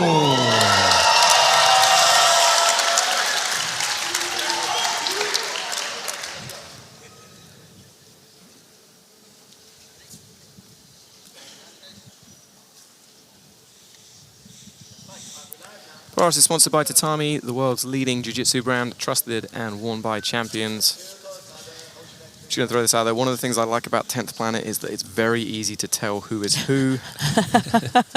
You will never just see them in black spats and a rash guard. There will always be some kind of exciting color.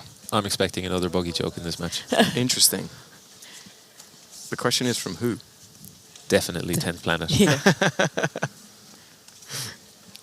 Even though both competitors are the same age, James has a good bit more training experience. Yes. I mean, quite significant as well. I think it's you know, somewhere in the region of 15 years longer training. Wow. He seems like he's using a bit less energy so far as well, which is a nice way to start the match. Yeah, I mean, Chris seems very kind of relaxed and pretty loose in his limbs. He is training out of British Top Team. You know, they're pretty solid MMA base. That height advantage as well. Yeah. I never like exchanging collar ties with someone who has a height advantage. I feel like they can wear you out a little bit more, or use their body weight behind it. Imagine our referee, Greg. They're just moving the athletes on, trying to get them to work.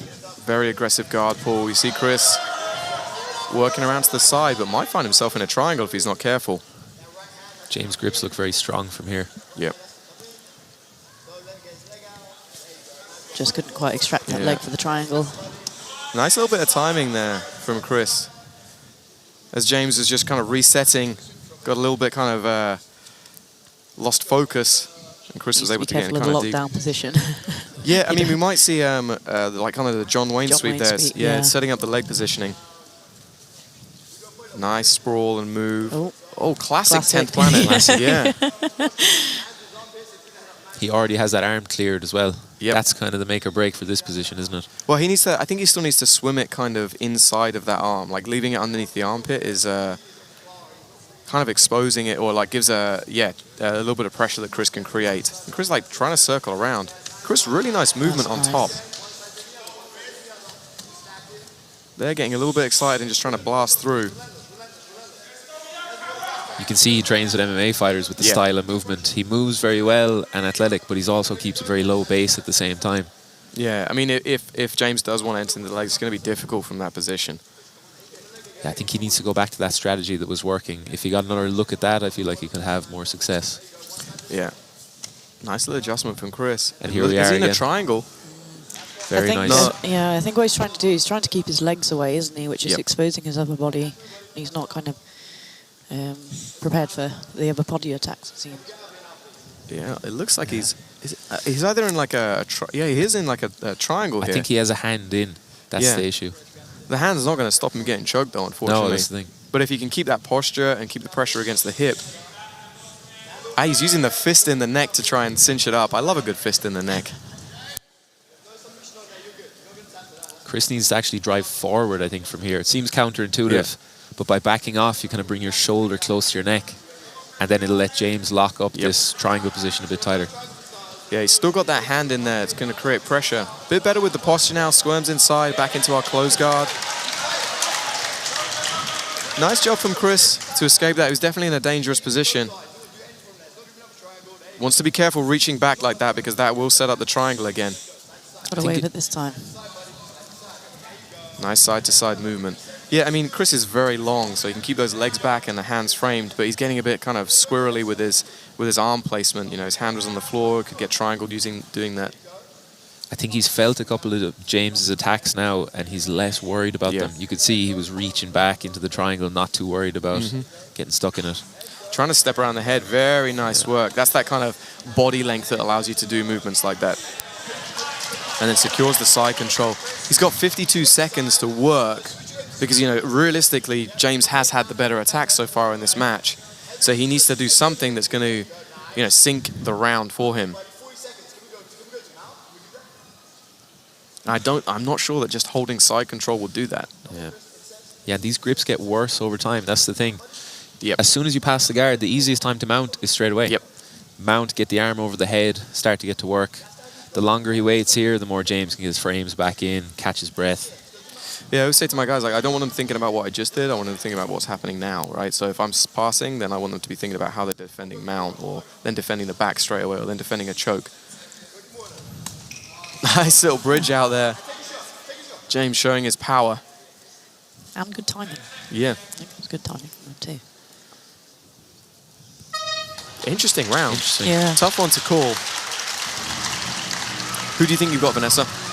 I would probably say James, just because of the submission attacks, but, you know, also it really depends on how we're scoring it. Although saying that, we didn't really get close. In the red corner, Chris Otokito. So we went to Chris. Yeah, I mean, again, it's a fair decision because he got positional dominance and there wasn't really any submission attempt that was on, you know. It's curse of the commentator again coming up, Vanessa. No, yeah. But the thing is, you know, under the rule set, like, it was positional dominance that got the win there, wasn't it? I know sorry to cut you off. One of the things they have done is change the rules so the submissions aren't weighted as heavily. It used to be the submissions were like the most important thing, but they've changed it so it's now about who's initiating, who's making the activity, and that really was Chris in that round. Yeah. It gives you a good insight into how the judges are thinking for the rest of the night as well. Yeah, very much so. I did forget about that detail with the rule change, actually. Yeah. So really, James now needs to change up that strategy and start pushing forwards and being a little bit more aggressive in what he's doing. I think getting straight to the guard pull is the strategy for him to do. Yeah. What do you think? That's where he had the best success in the first round. Just tie him up, use overhooks, use that kind of classic half guard. Yeah, like, stick to the game, right? Like, I do feel like Chris is able to kind of move him around. It's almost like, it reminds me a little bit of Michael Venom Page in the way that he's moving. Like, you know, blading on the side, using that kind of side-to-side movement. It's a nice little foot trick to single leg. Yeah, nice little bit of hip work. Backs off very, very well. Now we're seeing that kind of classic lockdown position. And James is in the position he wants now, but he didn't pull the guard to get there.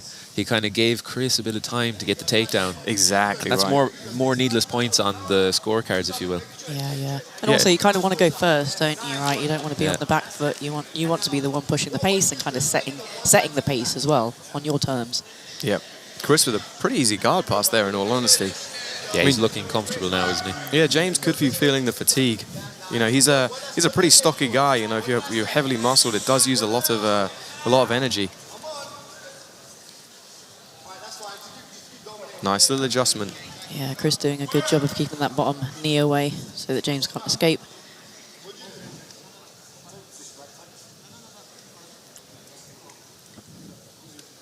Has there been some kind of injury? I think they've got a cut. I can't quite see where it was or what happened. I saw James kind of holding his ribs, but I'm not entirely sure what has happened. Yeah. Also, I did notice that Chris did have the forearm in the neck, which is going to make that boogie choke hard, unfortunately. So we probably won't see that. Don't jinx it again. Yeah. Anybody who's watching it after this is like, oh my goodness, I don't want to have a boogie choke. Hey. You can do some gymnastics to keep the crowd going. Yeah, like let's have some breakdancing or something. Dance, yeah. Absolutely. We can score it. Yeah. Submission of the night will be hard to beat. If it's a self-submission. Whoa! I thought he was going to go no hands then for a second. Please don't injure yourself. That would be the worst way to lose a match. Just leave it at 2. Leave it at 2. Come on, third time lucky. Let's go. Let's go. Wait, lucky for who? Oh, actually, yeah. Third time, yeah. Okay, don't do it. So remember, guys, we've got a lot more action coming up. We have some really exciting matches coming up in just a few moments. Andy Roberts versus Jamie Scott, another 10th Planet match.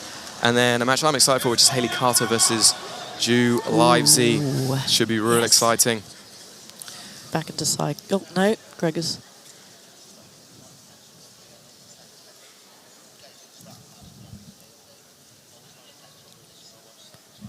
Yeah, I think Greg's just telling them just to be careful with what's happening. Really wants to make sure that they're aware of what they're doing and not intentionally injuring each other, because we don't want a match stoppage either. Yeah, no. I think it might have been some accidental eye poke or something. Yeah, potentially. I'm not 100% sure what happened. But again, Chris is using this position, going for that kind of north-south position. Oh, I think he attempted a back take there, but the double under one, right? Yeah, not quite the right grips. But that shows that he's getting more confidence Yes. in this match, right? He's willing to risk it a little bit more. That was a nice little change of direction. Good movement. Yeah. Yeah, James got a little bit overextended and opened up that space. A forearm across the neck can't be very, very comfortable. He's doing a good job. He's like controlling the hips with one arm and then controlling his head with the other, like barring both. And I guess with his length, like he's able to do that. It's definitely something I wouldn't be able to do. But no, definitely. Tom, you? Not a chance, right? Not a chance. But how do you try and progress against someone who's stocky like this, who kind of goes into defensive mode when they get past? They don't want to give their back, they don't want to give the mount, they just want to stay there or recover. I actually kind of think that Chris is doing the right thing of trying to make him uncomfortable, like forcing him to open up space. So like the stuff like forearms in the neck, although it's not great jiu-jitsu, it does put pressures on it. People don't like it, they don't want it to happen. And they tend to give up a little bit of space to give it. The other one that we would love is cheeky little wrist locks. Make them open up with a wrist lock, man. Yeah, you need to find a way, get the person on bottom to move and give them maybe one way out that you can anticipate. That's when the submissions come. Yeah, you can see that Chris is kind of doing it here with the forearm on the neck, right? And I was literally about to say I'd like to see him use his knees to clear those frames. Either one really, he could slide through, or like he just did there, just to collapse the frames. But he's done that really well. Yeah. The other thing that I really like in positions where people are hiding is things like cradles, where you're making it hard to breathe, shutting down the person's ability to move effectively. Chris showing some punches. I think he might got the wrong sport a little bit. Interesting strategy. Yeah. We've only got a minute left. Like if James does want to get the victory, he needs to start stepping up the pace a little bit. Like, we're not going to win by just defending position. No, and using the front headlock from there, I think, gets some very predictable responses out of the person on the bottom. That's when you can open up some submission attacks then. Yeah. It looked like there Chris was almost like going for a leg lock entry. I mean, Chris could use that underhook as well and really start punching it through. Would have to be mindful of the boogie choke, obviously. Not again. Not again, yeah. Not again. But he can also punch through that hole near the elbow and use that to kind of pry the frame away from the body. I'm surprised at the lack of mount attempts for some reason. He might feel maybe James on the bottom has a good kipping escape or something. Sometimes you can kind of feel when someone is waiting for you to mount them and they're ready to escape. I wonder if he's trying to avoid the half guard. Yeah, that's the other option. The other thing is, coming from an MMA background, mount can be quite easy to escape compared to side control in MMA, right? So you might choose to be in that position because it allows you better control and allows you to continue your attack, and it's harder for the person to escape. Yeah. But again, from a classical jiu-jitsu point of view, that knee on belly, straight over to the mount, get a better position, and then work from there. Yeah, it was pretty dominant second round in the end. Yeah. So yeah, I think there's no kind of doubt who I think won that. I think Chris did a great job of controlling the pace. Ended up getting very comfortable in the match. We see a couple of highlights of it. Yeah, this is a nice little trip into a single leg. Yeah, great job of just spalling straight away past as well. Yeah, I mean, we mostly saw Chris in the stops high control here, didn't we?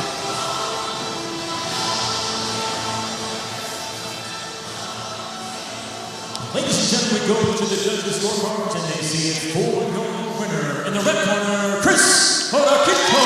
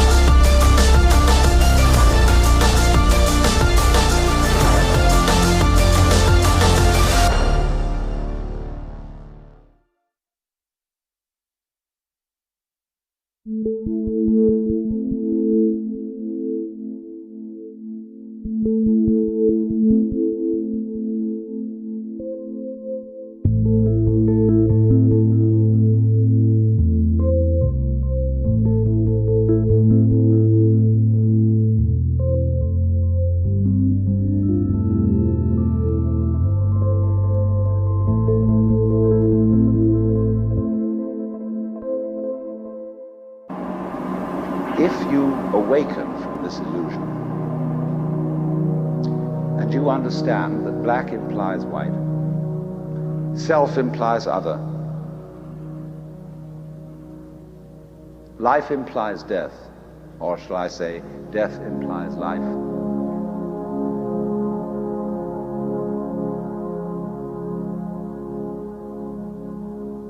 you can feel yourself.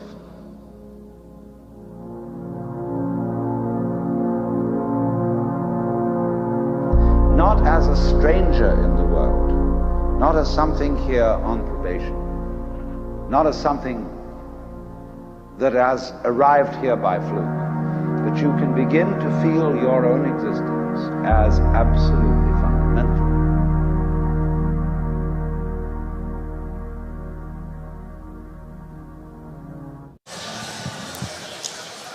So our next match is Andy Roberts versus Jamie Scott.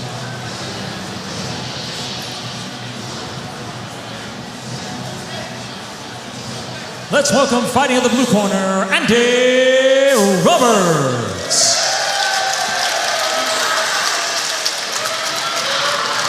So Andy Roberts, very well known in the UK BJJ community, been around for a very long time, started training in 1988, before Jiu-Jitsu was cool, 4th degree black belt in BJJ.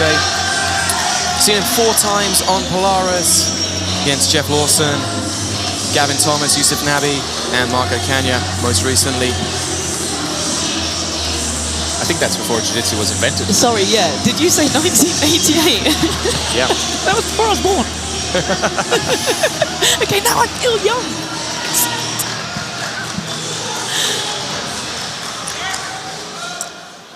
And now let's welcome, fight in the red corner, Jamie Scott.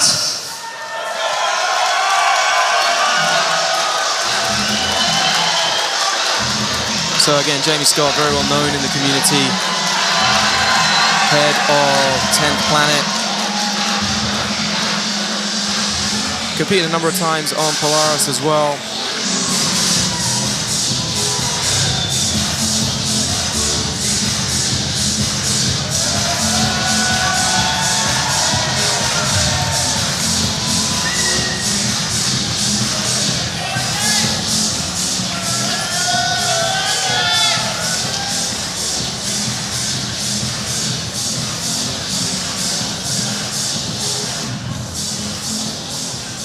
Let's get the action started. Our next bout is in the light heavyweight division. Introducing first, fighting out of the blue corner. He stands 5 feet 9 inches tall, official weight 80.4 kilos. Representing Andy Roberts, BJJ, and Roger Gracie. From the United Kingdom, let's welcome Andy Roberts. And now let's welcome his opponent, fighting out of the red corner. He stands 5 feet 11 inches tall, official weight 83.9 kilos. Representing 10th Planet London, from the United Kingdom, Jamie Scott.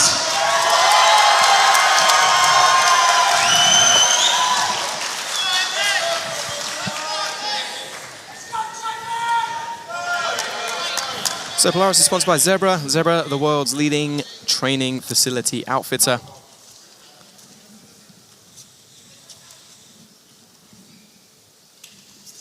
Jamie looking the slightly larger of the two.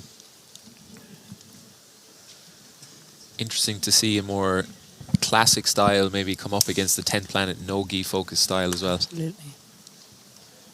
Yeah, I mean, Andy, like we said, has been training a long time. You know, he was out in Brazil in like the early 90s type thing. Nice look at the front headlock there from Jamie, pulling into the butterfly guard. Yeah, it's good to see him try and execute a strategy early on, pull guard, just get straight to work. Instead of wasting time, collar ties, we only have 5-minute rounds. Yeah, and also attack straight from the guard as well, not just be kind of like, okay, let's see what happens. You can see him trying to pull Andy into different positions, pulling him into that half butterfly and trying to attack the leg. Jamie has very, very good leg locks. Switches to the outside Ashi. Has the hip on the mat, that's always a good sign. Yeah. One of the problems with this position is the leg drag, but there's no way Andy's going to be able to do that. Switching into the knee bar very nicely as well. Ends up on top. Yeah. Andy's got his leg switch, so there's no way for Jamie to get to that knee bar, but he switches over to the top half guard. Yeah, it was a really nice use of the leg lock to come on top and end up in a good position.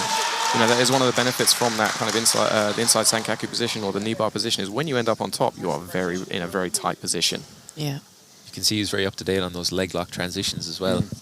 Going outside, spinning to get to the saddle, and then using it to come on top into a good passing position. Andy managing. Oh, just about managing to make some space, but... Nice job using that butterfly mount, going straight to mount. Nice job from Jamie going straight up high with that underhook. Would you begin to climb up high here, or... So he's staying pretty low. Yeah, I mean, Andrew's using this grip over the back to keep Jamie down. Which I think Jamie was using kind of a smother. That's interesting because like I'd be quite worried about arm attacks, right? But yeah, I mean that's the kind of traditional Gracie style of jiu-jitsu, right? It's about keeping the person close, keeping tight defenses. But Jamie's doing a good job of isolating it up high. If he could switch off to an arm in crossface here, it would open up his other arm then to start walking Andy's free arm up as well, because that 2-arm over the head position, that's kind of the finishing spot you have from the mount. Here's using that kind of stocks position. It's a really strong position if you can get it to work for you. Yeah. Andy recovering back into his half guard though. He did a fantastic job of these small little incremental movements, right? Which you know, high-level athletes are very good at. It looks like Jamie's maybe trying to dog bar him, like stretch out that leg, which is actually a technique that Andy wants to win a match with on Polaris. Brilliant.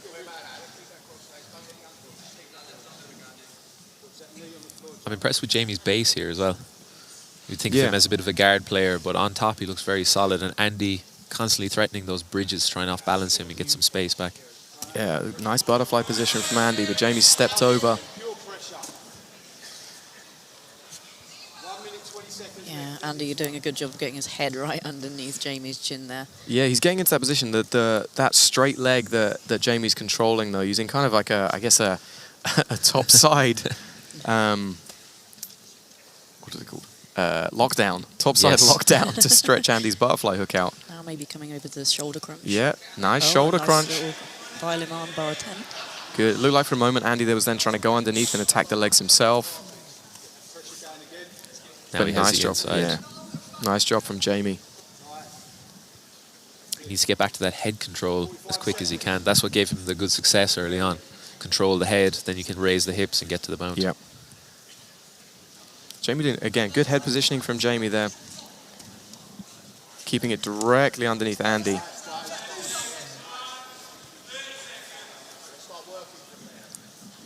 Did a good job of kind of creating space and coming back in there at the right time, I think. Yeah, Andy working from this half butterfly. Here he is. Back to this position, as you said, Tom. I think this is where he's going to have some success. Straight to the mount. Yeah, nice use again of that butter mount. Yeah, here we go. But again, Andy's caught the foot. We've only got a few seconds left to work. Nice.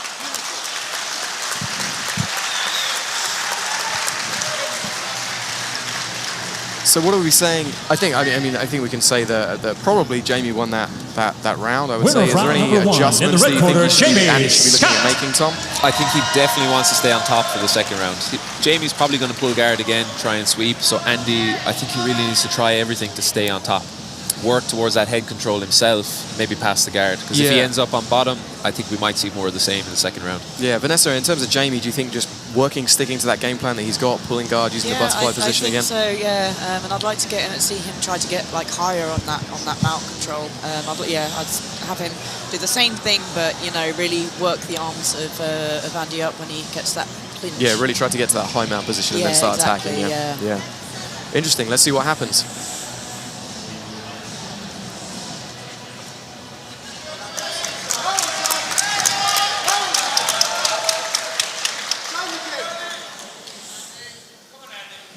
So will we see Jamie do that fast guard pull again? I think so. I agree. Like, you know, Jamie's interlocking those hands. Yeah, and he tries to sit underneath Andy. If it ain't broke, don't fix it. Yeah. Absolutely. Same entry. Really nice. Falling back on the leg. Into the leg lock. Or foot lock, sorry. Good. Has that outside ashy again. Looks like it's in a better position to actually attack the leg this time, though. And you see Andy fighting hard to not give up that foot. I mean, it's interesting because you know, if Andy does escape this, and you know, he's going to come up on top, and then potentially we could see a different second round. Yeah, he's framing away. Nice spin out from Andy. Do you think Andy should potentially look at keeping more to the outside and trying to see some outside passing, Tom? I think so. He seems like he might be too confident in it, but it's nice to see that he's at least standing up a little bit, putting pressure with the knee slide, because I think staying down low, going into Jamie's half butterfly guard, it's just leading into the leg lock entry that he likes the most. Yeah, I mean, for the most part, we know that 10th planet guys are going to play like butterfly, half guard, things like that. They don't tend to use the more open style of guard games, you know, that we're now starting to see come through in no-gi jiu-jitsu. Already he's having more success with this medium range passing. Yeah. Yeah, very much so. Jamie's got a good job of, I think he's got that knee shield in there. And he's looking at fishing underneath that leg. Just knocked Andy over. Just kind of bullied him over a little bit. Yeah. You're seeing the bit of size difference come into play there. Yeah, it's about 3 or 4 kilos. Yeah. Okay, so it's not too much. It's not massive, no. Andy coming to his shoulder. He had good success with this in the first round as well. Yeah, he's trying to work it. Jamie doing a good job of defending. Keeping those knees nice and tight so that Andy can't use that kind of old school back sweep position. Drives the knee through. I always feel like incredibly unstable with the knee through pass. Yeah, the single knee through. In the closed guard. Then you're kind of a small human, so... Yes, yes. If you had probably another 20-odd kilos on you, you might feel a little bit more stable. I keep trying to bulk, but it's not working. Again, great job from Jamie using that butterfly mount to come up high. I really like that he's mounting with an underhook as well. Yeah. People don't realize how big a difference there is mounting with no grips or mounting with an underhook already. Yeah, you can see it in the control that he has right now. Like, it's a lot more dominant position. As you said, Vanessa, he's gone up to that high mount now. You see him creeping up. And if Andy chooses to turn too much, he could potentially take the back from here. Drop back down again. Back down. I think, like, what he really needs to get those arms up, and then he needs like just one across, right? And he can maybe get to like a gift wrap or something. Mm-hmm. And yeah, you know that Andy's probably going to be very disciplined in this position, though. yeah, this is true. You can see his experience in the bottom mount there. It's hard to see, but he's avoiding the crossface pressure quite well, just by his subtle movements with his chin, keeping the chin to chest, and it just takes away Jamie's power on the crossface. You can kind of see it there. It's a better angle to see what's happening. And Jamie's just having to readjust the position. But in every one of those readjustments, it gives Andy a little bit of space to try to do something else. Those are the kind of skills you build up after all the experience that he has. 37 years of training. Training all of your life, right? It's the stuff that you can't really teach. Good little bit of high pummeling from Andy. Mixing loose with tight passing. Trying to work off this old school turtle roll. Shades of Sakuraba, maybe. That sounds like a B&Q shade that I would paint in my living room. No. Nice transition for the body lock here from Jamie. Getting behind Andy. I like the way he's keeping that leg up, even though it's inside. Could try to roll it. Andy inverting nicely.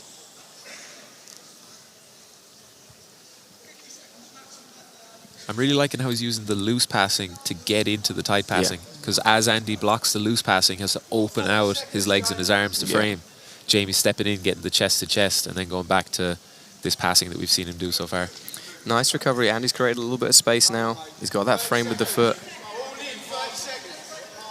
Yeah, and it is, you know, Andy only needs that butterfly hook to create space, and you know, I think you can never sort of underestimate the power of a foot on your inner thigh. Andy looking to try and drag that arm. Just 10 seconds left in the match, and it looks like he's going rubber guard. I think Jamie's probably been in this position before.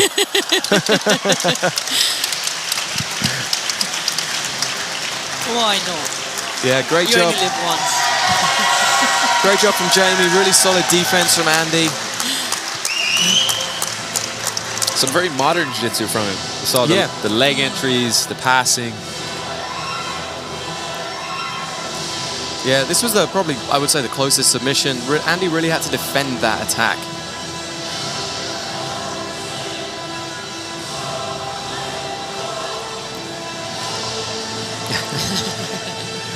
Did not know Andy had that kind of flexibility in his knees.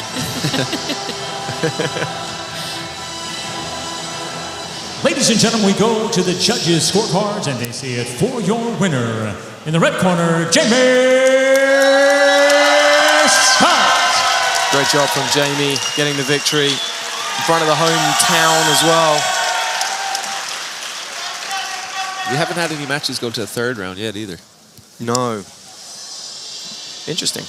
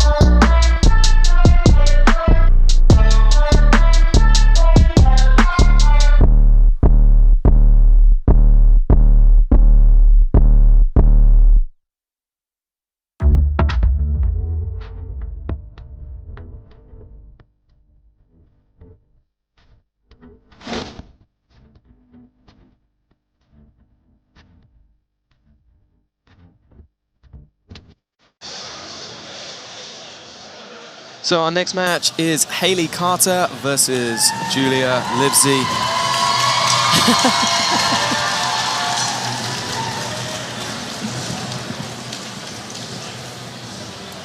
Let's welcome fighting in the blue corner, Hayley Carter.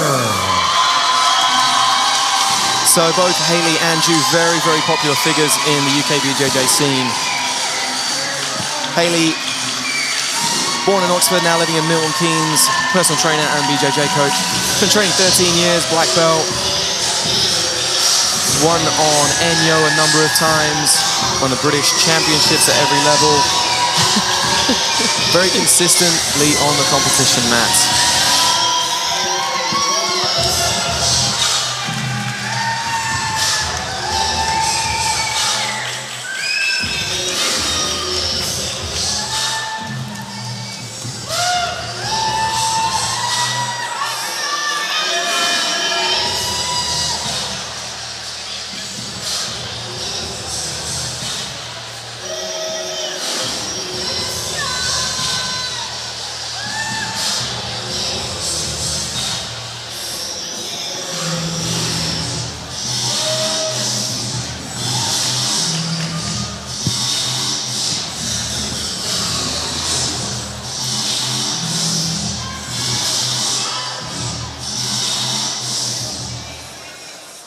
And now let's welcome fighting in the red corner, Julia Livesey.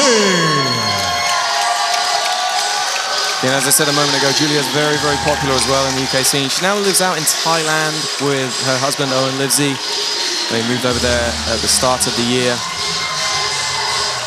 We'll be seeing Owen on the main card. Here's the super fight. He'll be facing Tommy Langaker.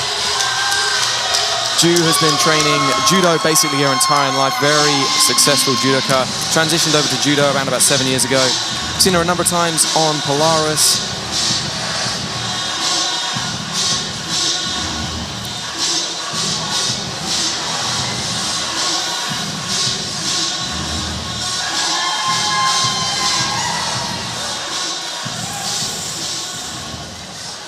Let's get the action started. Our next bout is in the lightweight division. Introducing first, fighting out of the blue corner. She stands 5 feet 7 inches tall, official weight 68 kilos, representing RGA Buckingham. From the United Kingdom, let's welcome Hayley Carter.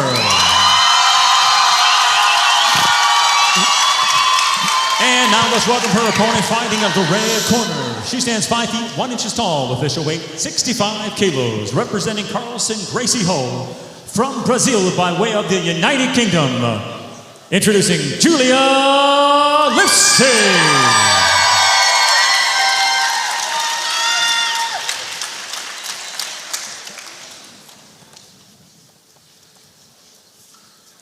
So Polaris is sponsored by Pro Sport Grappling, supplying professional event production to the world's leading grappling events.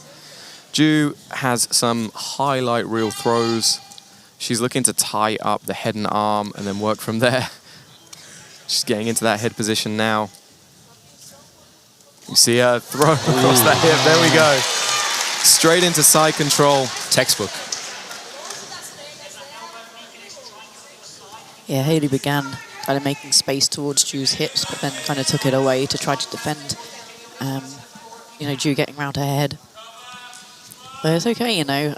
Hayley, I've seen, you know, weather some storms, and you know, she's a black belt, and she has those, like, a lot of experience to make these small movements and gain space, as we have just seen now.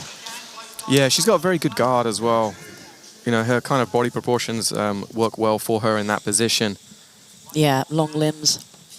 Yeah, I mean, Ju's movement on top's looking very good. She's looking really smooth, entering into some really good positions. Yeah. Like that, you know, just jumping into that front headlock with the underhook is solid. Some good timing. Yeah. She's definitely the more aggressive of the two. I think it's really showing early on. Yeah. I feel like this is often how we see Hayley start her matches, though. She's kind of a little bit slower and gets in and like takes her time to get into the event. Or into the match, sorry. Yeah, yeah. As I say, she weathers a storm, and she kind of finds her time to bite. Yeah. It's very jiu-jitsu versus judo style in a way, isn't it? Yeah, like absolutely. the judoka only have short time to work on the ground. They have to be aggressive. Yes. Jiu-jitsu then, longer matches, try and get the feel for the person, catch them out with something maybe. Yeah. Yeah, Ju doing a good job of cinching up this upper body position. Hayley just slowly working her frames back inside. I'm not sure what Ju is looking to transition to here. At the moment, it looks like she's mostly just trying to hold her in side control. Like, that's a beautiful position to take the back from. Yeah. And again, dropping into that knee slide with the head and arm. Yeah. Hayley's doing a great job to get out of like this bad position each time. Yeah. And I like that. I like that she was trying to play like a seated guard. That was very aggressive stamping on the leg. And you know I love that as well, Vanessa. Oh, we've got a cradle. Oh, I thought we had a cradle for a minute. I got kind of excited. Yeah, no, I've seen Ju kind of get to these positions, and really what, you know, Hayley desperately needs to do, I mean, really, both from standing and down here, is to stop Ju getting around her head, because that's just, you know, once that goes around your head, yeah, it's not a good place to be, but... I mean, yeah, I mean, Hayley does have a, you know, she's got a knee shield in there with the half guard. Yeah. She could potentially start to use this to upset the position of Ju. Yeah. But at the moment, she looks like she's caught in that kind of defensive cycle where she's defending, and not really setting up her own attack. She's trying to get back to that neutral, but Ju's not really letting her progress from that. Immediately, she's back on the head every time. There we go, beautiful. But she's Although Ju's got a, yeah, she's got a guillotine. Hayley needs to get out of this position. She has the high elbow, I think. If she can drive into her. Yeah, nice recovery there from Ju, and into the top position as well. A really good reaction there from Ju. Yeah.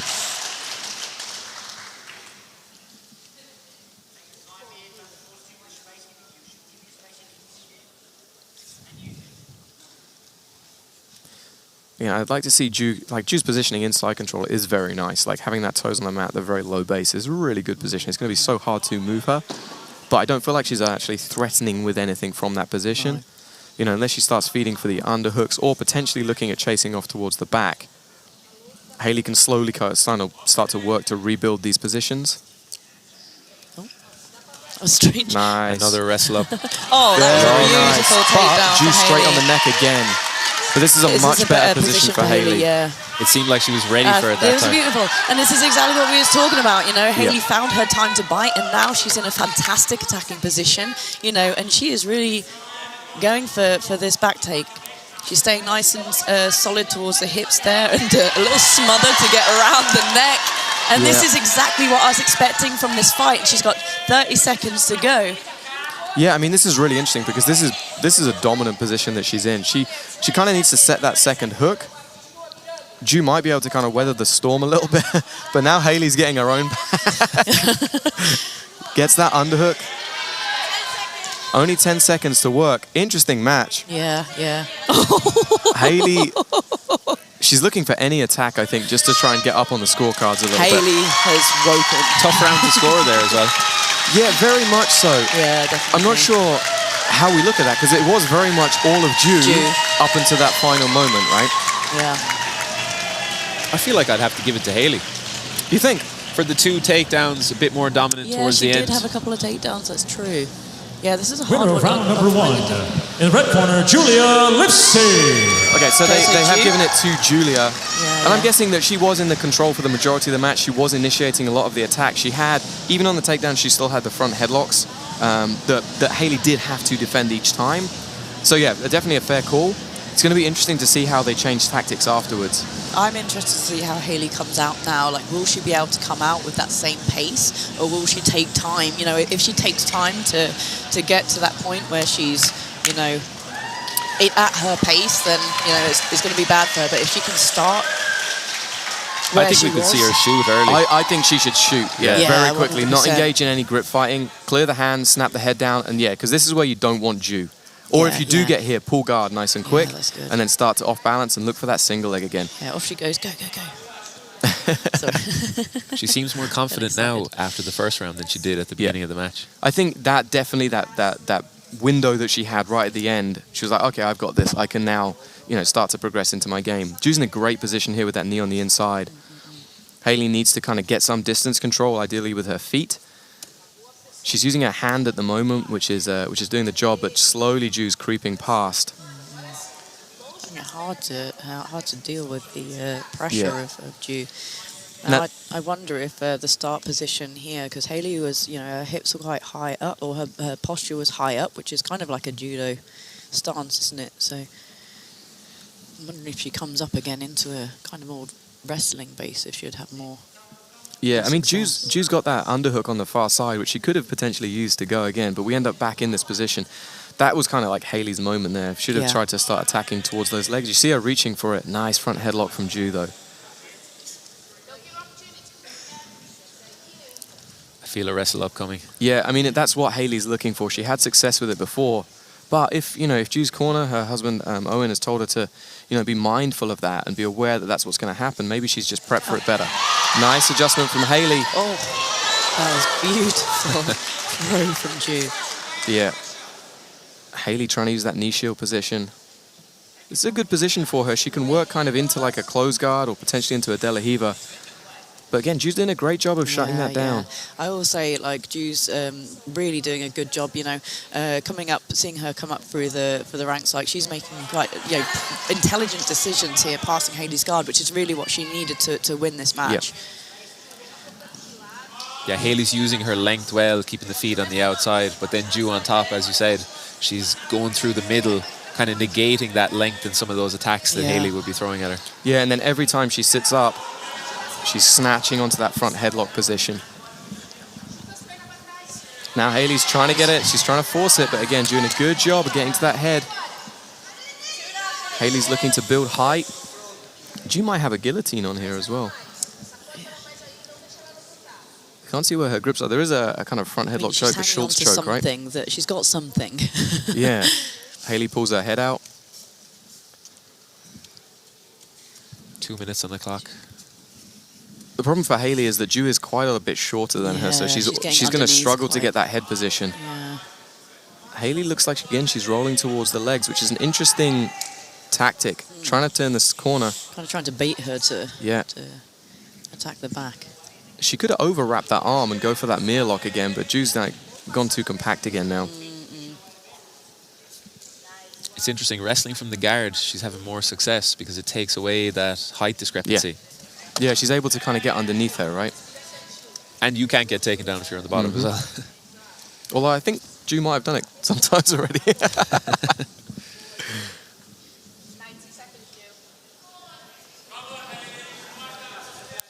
There, that was a great example of great head positioning from Ju. Like, she released the front headlock, but immediately she was in the pocket next to the neck.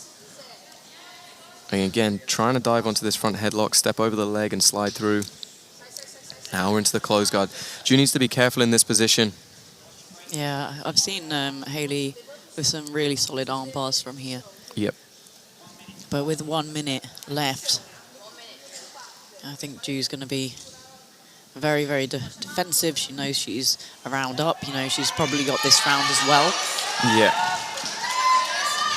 Hayley's switching that angle, though. Ju needs to be careful. Okay, she's got the knee inside, so it's going to be harder for Hayley. You see her back out then. Yeah, what we've got to remember is Ju has been caught with a couple of arm bars in the past here at Polaris, so, Hayley could be on it now. Oh, my goodness! Oh, my goodness! Hayley needs to keep that. She needs to roll with it. Ju doing her best to escape. Keep moving. Keep moving. Yeah, that's what we said all night, right? We need to keep moving out of this position. Wow, we've got 20 seconds left on the clock and Hayley is adjusting. She is adjusting. Will she get the tap?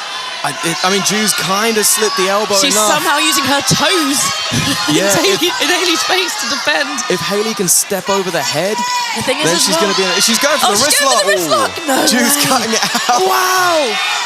Wow. Interesting. This is like the best submission opportunity, though. Could we see a third round? We could see a third round here. Absolutely, we could see a third round. I do not know how that's going to go because that was super close. Did you get to the side control again? I think she did. Yeah, she had that one moment where she got to the side control. Yeah. And again, like we saw Hayley, starting to gain momentum again. And I think that short break in between the 2 rounds kind of got, it slowed her down again. Yeah, I mean, I really wouldn't be surprised if we saw a third round off this. Because that was winner of round number 2. In the blue corner, Hayley Carter. Okay, yeah, we are jumping into the third round. I'm really happy about that. I want to see the third round. How much energy did she use on that armbar, though? Well, that's the question. Find out. I mean, Ju must have used a ton to escape as well. Yeah, you know, and I can imagine her arms are not feeling great right now, or her wrist. Yeah. Let's see how it kind of impacts it, because she might have gutted it out, you know. Like, she could well be injured. It doesn't look like it, because she's still like trying to use it as best as she can. And honestly, like, Ju has a gas tank. Yeah. Like, she will carry on going. Hayley trying to switch for the hip, but loses head position. Beautiful throw by Ju into side control. We only have 3 minutes in this overtime, so it's a much shorter round. Hayley is smiling still. Yeah. Ju's tight on that body now, very compact.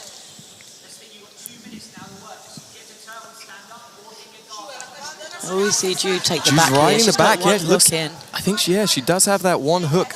It's not fully in, but it's close.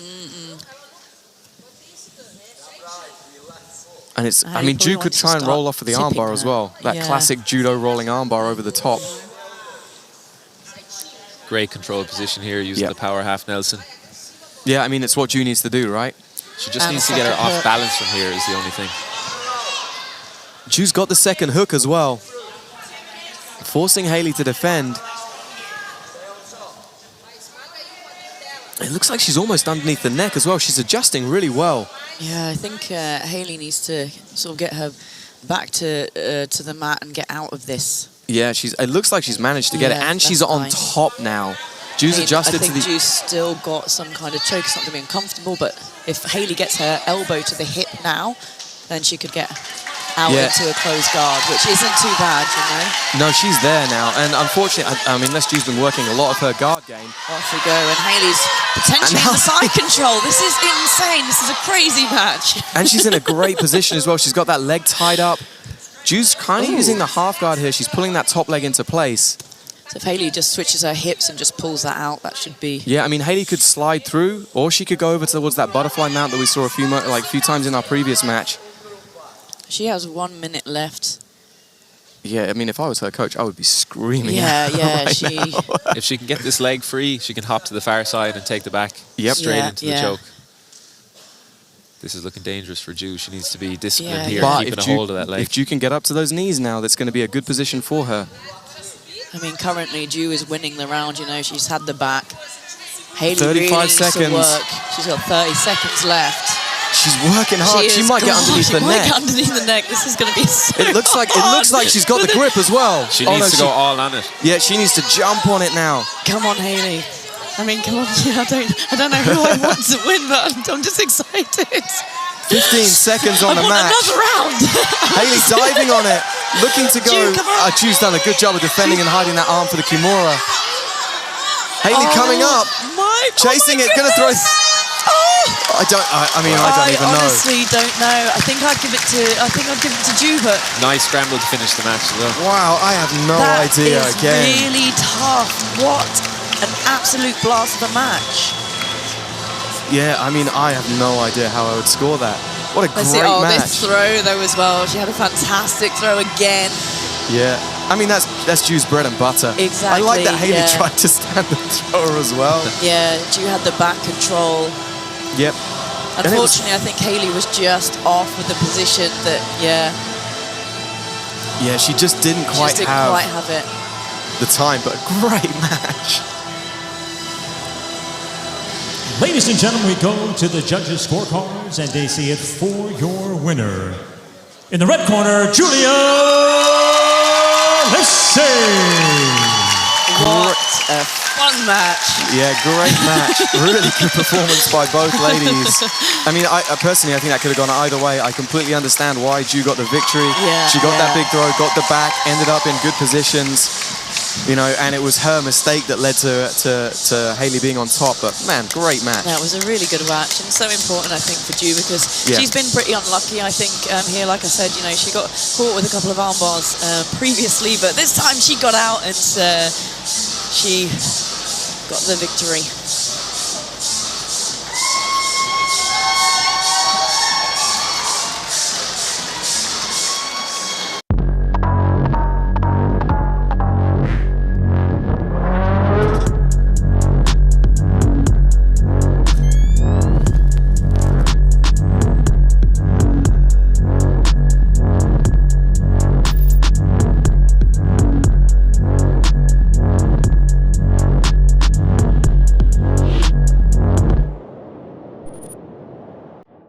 have mastered the mats, but too afraid to step into the crypto arena, huh?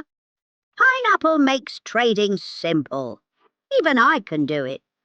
Scan the QR code and make your first trade for a chance to win 100,000 Apple.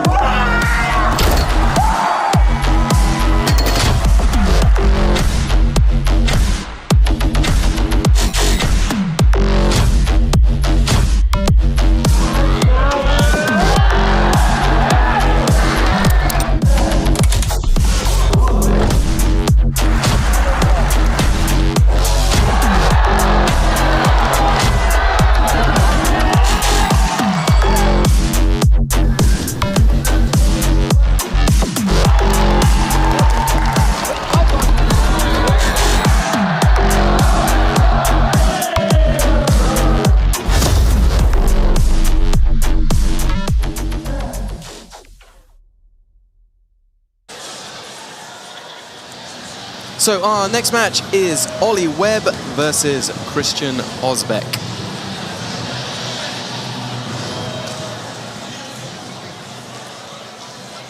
Let's welcome, fighting in the blue corner, Ollie Webb.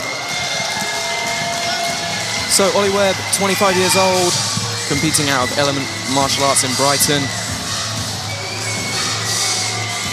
Very young, highly touted prospect. Seen him before in Polaris. He picked up a decision loss to Dinu Bukale. It's going to really interesting match. See how he goes against Christian.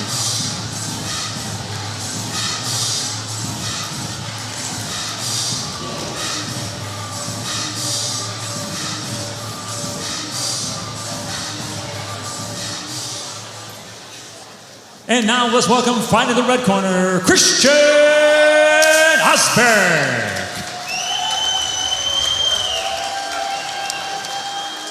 So, Christian Ozbek, the Wizard of Ozbek,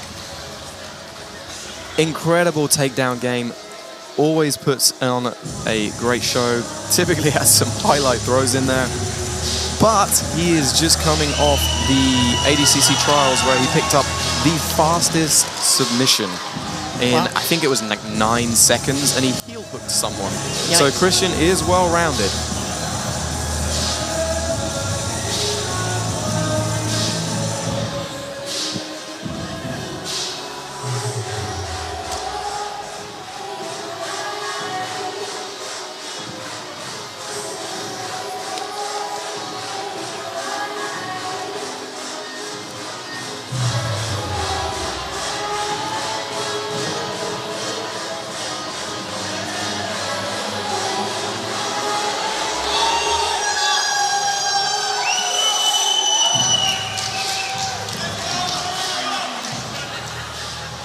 Let's get the action started. Our next bout is in the middleweight division. Introducing first, fighting out of the blue corner. He stands 5 feet 10 inches tall, official weight 80 kilos. Representing Elements Martial Arts from the United Kingdom, let's welcome Ollie Webb. And now let's welcome his opponent, fighting out of the red corner. He stands 5 feet 10 inches tall, official weight 80 kilos. Representing Los Banditos from Greece, Christian Ozbek.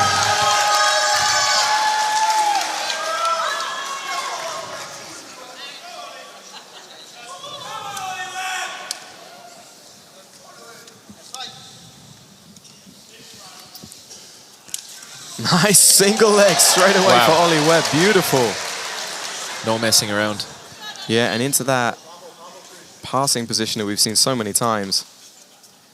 Christian showing some of his guard work. He's known for stand-up, but it seems like his guard has improved a lot recently, as you were saying yourself. Yeah. Getting quick submissions from the bottom at ADCC trials recently. But here, Ollie has managed to get past and into a pretty good side control position with plenty of time to work and also very, very dry as well.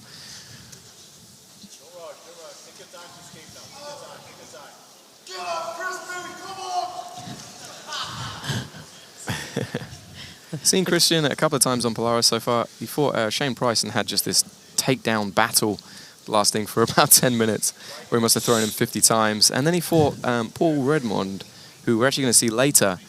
And Paul did a great job of just neutralizing Christian's game and putting him on his back. Christian switching into that false sweep now. Nice grip on the false sweep. Nice, Ollie countering with the outside heel hook. And, Christian with good defense. Christian on his own footlock almost gets really forcing Ollie to defend as well. Hectic sequence there. Yeah. You see Christian came up on top to defend the leg lock straight away. That let him clear the foot and then get into his own tack. Beautiful foot sweep. Again, that's what Christian's known for. We regularly see him highlight reeling, just foot sweeping people left, right, and center wherever he's training.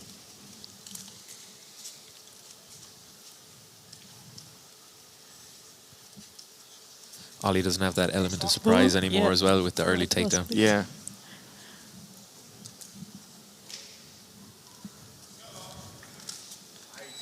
Strong collar tie from Christian. Friendly collar ties. Yeah. that was friendly. It's borderline.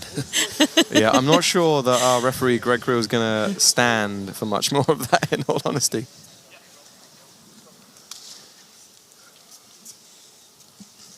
Yeah, the grapple is striking, huh?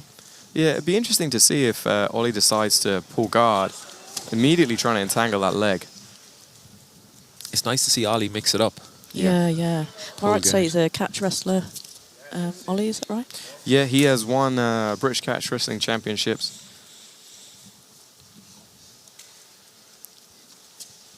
Which, if I remember correctly for the rules, you literally can't play off your back. Like, so there's no guard, nothing like that. Don't fact check me on that, though. Yeah. Christian trying to get that overhook and then pull to guard.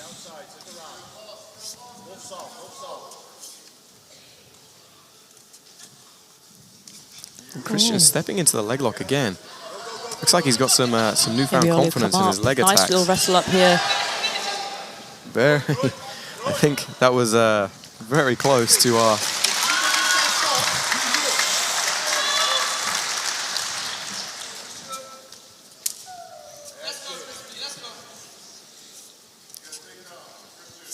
It'd be nice to see him pull into a more aggressive guard position. Now we have him sitting up. It's just much easier to get underneath. You can have a bit more mobility.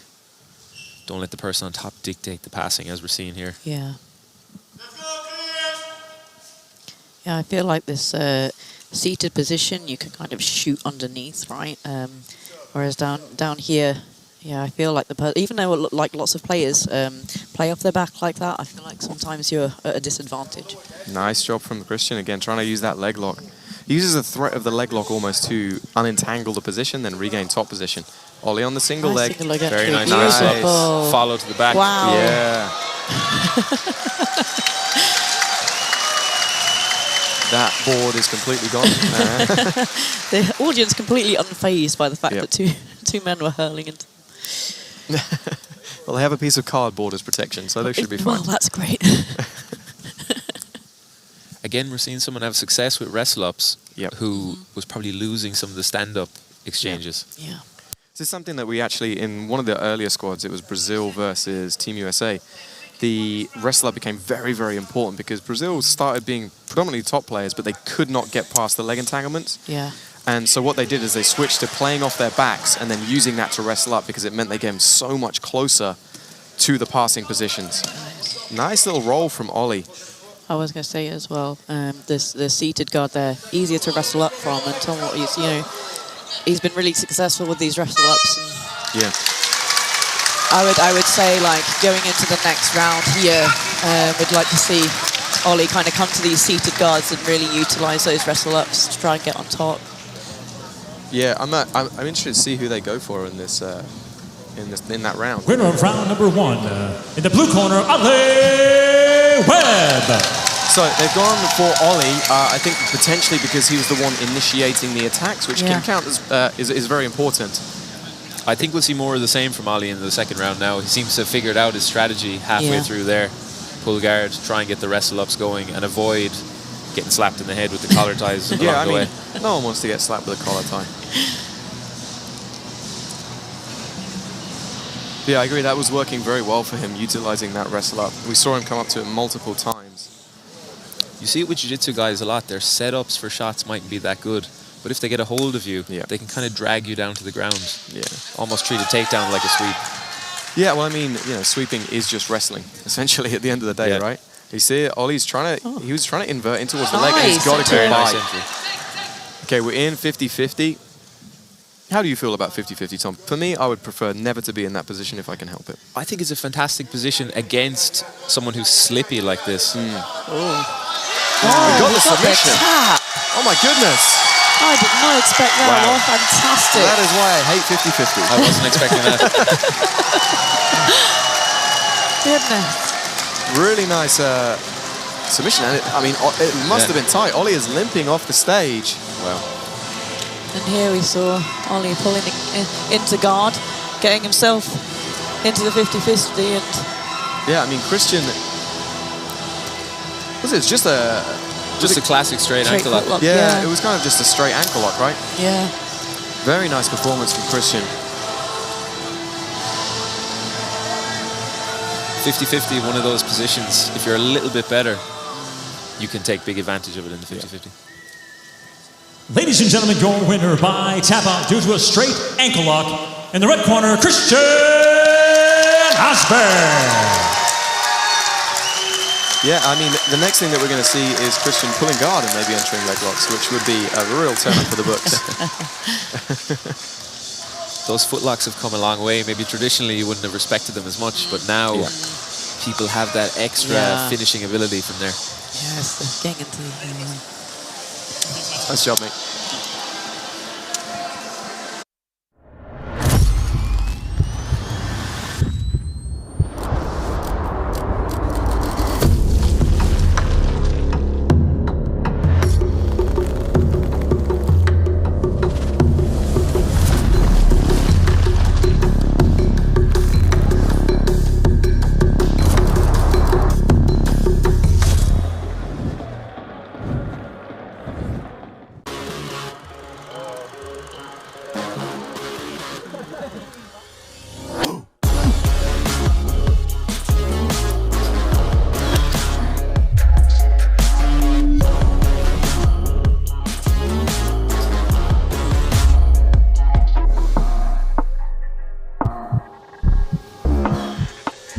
Tatami.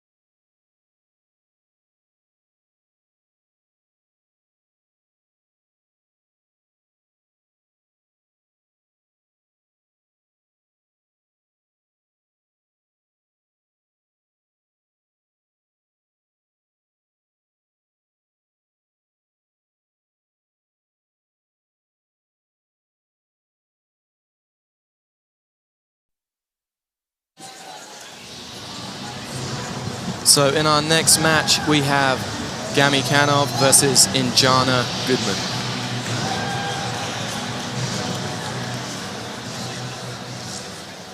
Let's welcome fighting the blue corner, Gamila Kanew.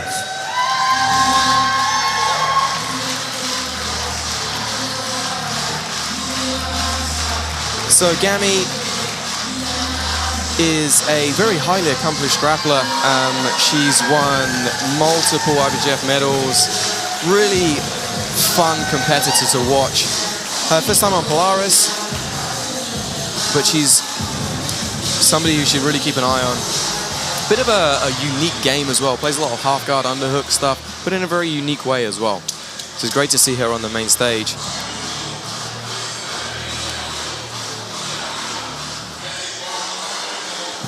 And now let's welcome fighting the red corner, Injana Goodman. So Injana fighting out of the Grapple Collective, only 22 years old, but she has been on a tear in recent months. She's won IBGF Euros, Gi, No-Gi, a brown belt. Trials. Yeah. Just got her black belt. She just competed in the ADCC trials over in Europe and won that, submitting 5 out of her 6 opponents, I think. Very bright prospect.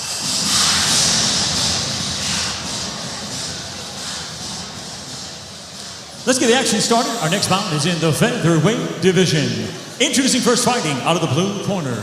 She stands 5 feet 4 inches tall, official weight 64.5 kilos, representing ZR Team Germany. From Germany, let's welcome Kanew.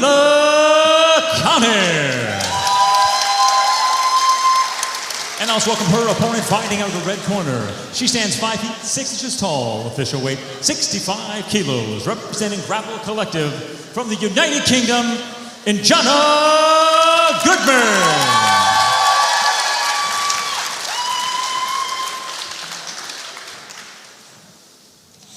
Oh.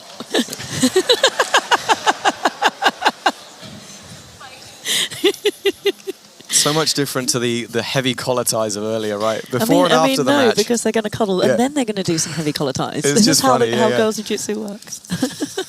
We're going to be very nice, and then we're going to scrap like cats in a bag. Yeah. So again, Injana, very, very good wrestling. Nice job from Gami. I was going to say, like, both of these girls have really good wrestling, and I'm really interested to see the outcome of this match because the you know, their games kind of feed into each other, right? Yeah. With Gami's half guard and then Injana's top half guard passing, it's going to be really interesting to see what happens.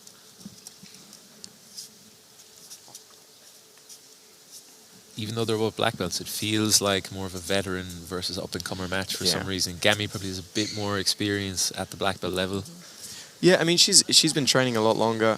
You know, Injana's only been training, I think, 7 years. So she's not actually been training that long. Gami's closer to 10. And Gami has been competing on like the black belt circuit for quite a while. Gami's dropping into that half guard position. Injana's doing a good job of using that underhook to shut it down. But this is a position that Gami has been in a lot. Yeah. In fact, even though she wants to kind of try to stay on her side here, obviously, which Injana's stopping her from doing by using this crossface. But, you know, Gami, like you say, she wants to get underneath. She wants to use a half guard. Going for deep half guard is, you know, really Gami's A game, right? Yeah, beautiful job there by Injana. Getting to side control. And she's in a good position where she's got that underhook. She's almost killed this frame on the near side as well. This is basically what Injana does to everyone, right? That touch, she forces that top half guard and just kind of crushes the soul out of people. Gami's crafty from here, though. You can see her trying to trap the leg in different ways. And she's very close. If she can even trap the leg a small bit, she's kind of back into her game again straight away. People that play a lot of half guard as well, they're always so good at eating the crossface. Yeah, it looks like she's trying to feed that foot behind the arm. Gami has some wild attacks. I've seen her do some really like unexpected things and be like very successful with them. Yeah, I mean, often that's the way it works, right? If you're not used to seeing something or feeling something, and you know, someone's trying to feed their foot behind your leg or whatever. Yeah, it can throw, especially like traditional players, like, you know, Injana using kind of very traditional sequences. It can throw people off. Nice job of Gami just jumping back into that leg locking position. If she can lock her legs here in the inside. She's lost the position now. But nice transition to the opposite leg. Yeah. Yeah, by her moving away from Injana, it prevented Injana coming up to a strong top position.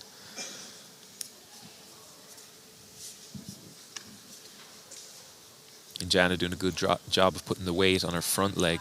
Then she's able to shut down the leg entry, get back to her passing from here. And again, she's got good head position. Maybe Gami's trying to throw up for that Rubber Injana's guard. slowly trying to get over this knee, but again, this is a position that Gami does really, really well. Nice. She kind of thrives in positions that you wouldn't expect to work. That's the value of having an unpredictable game for competition as well. Some people, they're very good in the gym, they might have a very traditional game. But in competition, that unpredictability can get you a lot of quick wins. Absolutely. Yeah, nice job by Injana. Just backstepped over the half guard and she secured the secondary leg. Yeah, Gami needs to try and extend her legs and get onto her outside hip here. So it looks like she's switching off towards the Z-lock. This is looking bad now. Yeah, and she gets the submission. Gami knew she was caught in that position. And tapped straight away. Very control. nice win for Injana. Great control there on the finish. And you're seeing that finish a lot more, going for the saddle, passing the leg to the outside. I mean, we're talking about old things becoming new again. That was the original kind of way that people were, you know, finishing the heel hook from that position. See the replays. I remember seeing Gami do. Oh yeah, she goes to the jump guard. She also had a pretty good takedown attempt at the beginning of the match too. And here is the end of the match where Injana starts these leg entanglements and finishes with, I think, a Z-lock, is it? It was just, I think, a heel hook, and out kind of a you know, traditional heel hook here. Heel hook. And Gami just knew she was caught.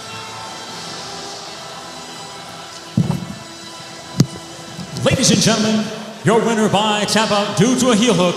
In the red corner, Injana Goodman. Fantastic job from both girls there.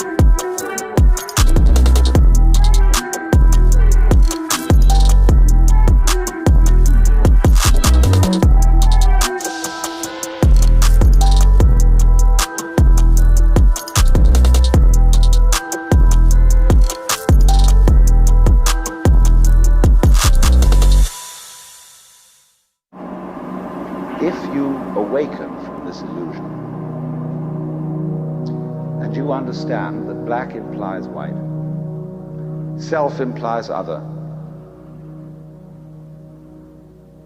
life implies death, or shall I say, death implies life.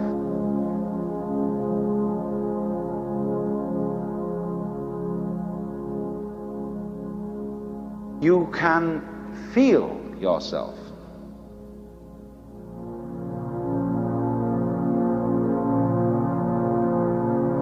Not as a stranger in the world, not as something here on probation, not as something that has arrived here by fluke, but you can begin to feel your own existence as absolutely fundamental.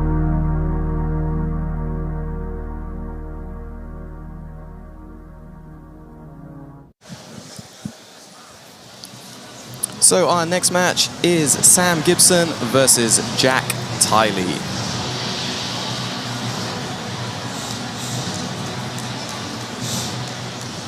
Let's welcome, fighting in the blue corner, Sam Gibson.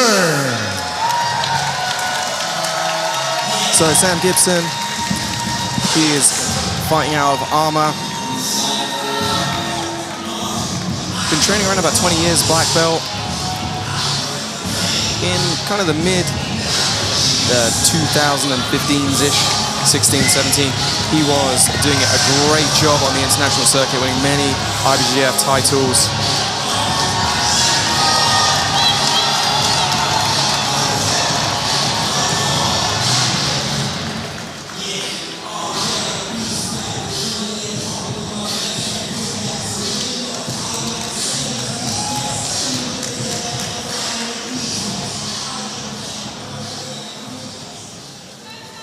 And now let's welcome fighting out of the red corner, Tyley.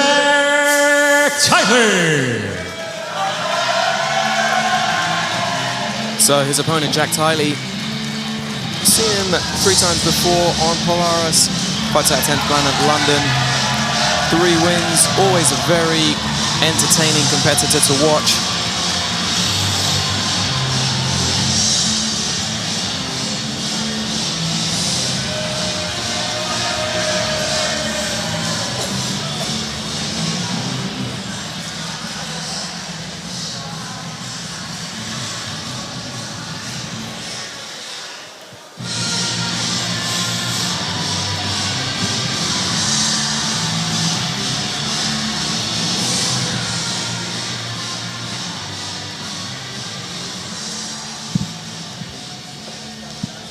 Let's get the action started. Our next bout is in the middleweight division. Introducing first, fighting in the blue corner. He stands 5 feet 11 inches tall, official weight 79 kilos. Representing Arma from the United Kingdom, let's welcome Sam Gibson.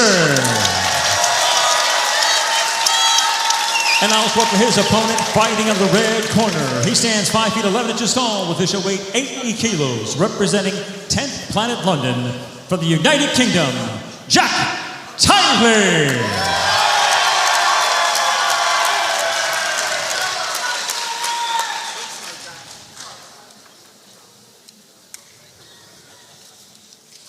So Polaris is brought to you by Warrior. Low sugar, high protein, and ridiculously tasty. Try Warrior Crunch protein bars today. So if I remember correctly, Sam used to compete in like featherweight. So he's certainly packed on a little bit of muscle in the last few years. You can see that in his frame, absolutely stacked. Jack has a very sneaky game. We've seen him get some good submissions in his last few matches. Well, it says he has won 3 times in Polaris. 1 by knee bar, 1 by Kimura, and 1 by boogie choke. Yeah. So we might, who knows? Look, we might see another one tonight. That was a beautiful sequence by Sam, using the footlock to come up to the hips, and then immediately into the guard pass as Jack tried to recover. Very nice. And that's one of the most modern ways, let's say, to use leg locks, is use them, get your opponent's hip on the mat, and then just come up on the sweep. Straight into a good attacking position. I feel like Jack is someone who's dangerous off an escape. Like he goes straight from escape into an attacking submission. I think sometimes with he's from 10th Planet. You could say most of their game is kind of unorthodox kind of style, right? Yeah. And I think like they thrive off the scrambles. Like we've got another kind of unorthodox traditional clash here, which we've had a few times tonight already, and I think that's quite common for that matchup, right? Yeah, it's going to be interesting to see how Sam deals with the frames of Jack, because Jack's training very hunkered down. We talked about this earlier. It can be difficult to pry somebody open if they're just intent on defending. Interesting hand-fighting battle going on here as well. Jack trying to keep his forearms and his hands inside the knees, keep his arms by the hips, and then he can start to escape from there.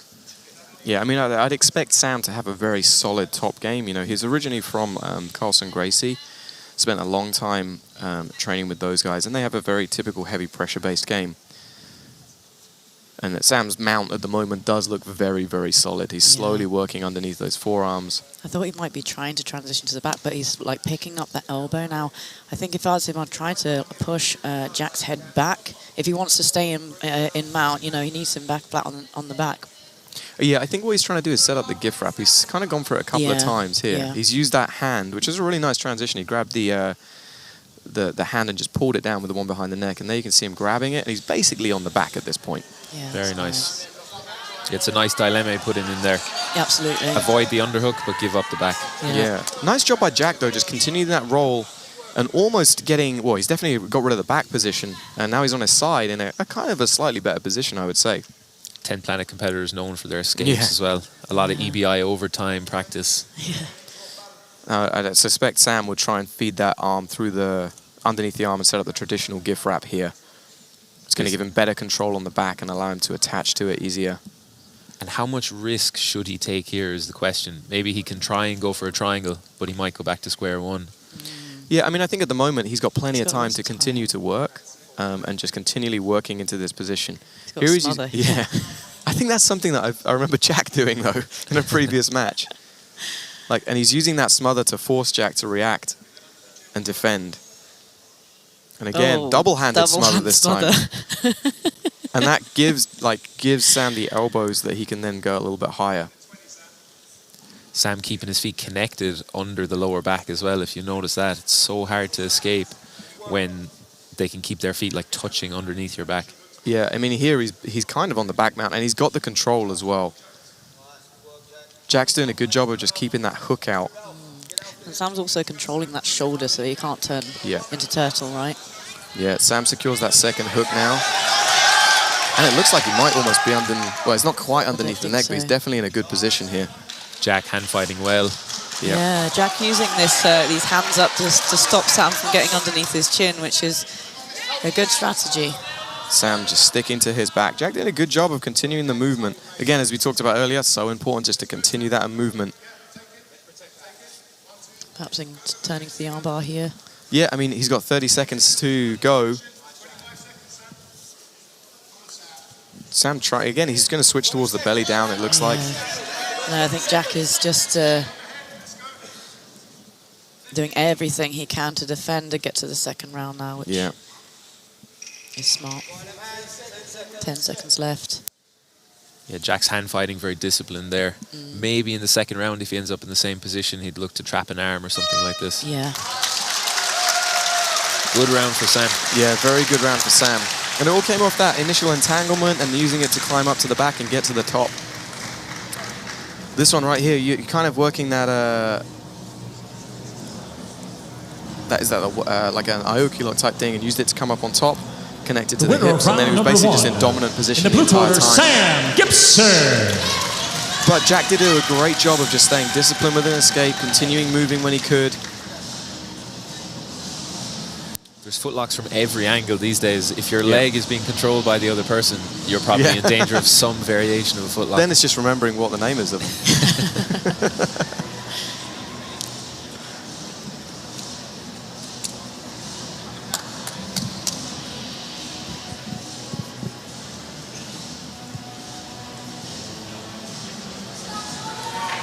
This is what I like about the round format now. We get to see how Jack is going to adjust going into the second round. Will he stay away from the leg entanglements? Will he try and pass himself? I mean, Sam's immediately pulled again, which I think is a good idea. Using that seated guard.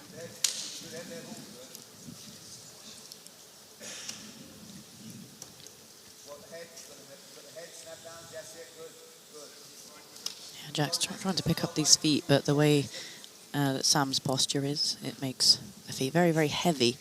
And what I suggest Jack doing is kind of, well, he's pushed him down now, but, you know, maybe circle around and kind of force Sam to move and elevate those feet. Yeah, Sam being very disciplined with his guard, keeping his knees very, very tight to the side. And then he's got into this entanglement here where he's got the kind of reverse De La Riva hook and the knee shield. It's going to allow him to kind of create movement.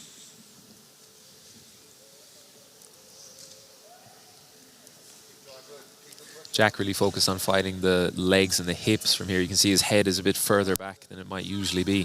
So he needs to try and progress a bit closer. Yeah, beautiful inversion there from Sam. Straight underneath, and now he's trying to chase that baby bolo position. And that's the problem. When you push forward, you risk someone spinning underneath you. I mean, he's kept that lighter person game, hasn't he? Yeah.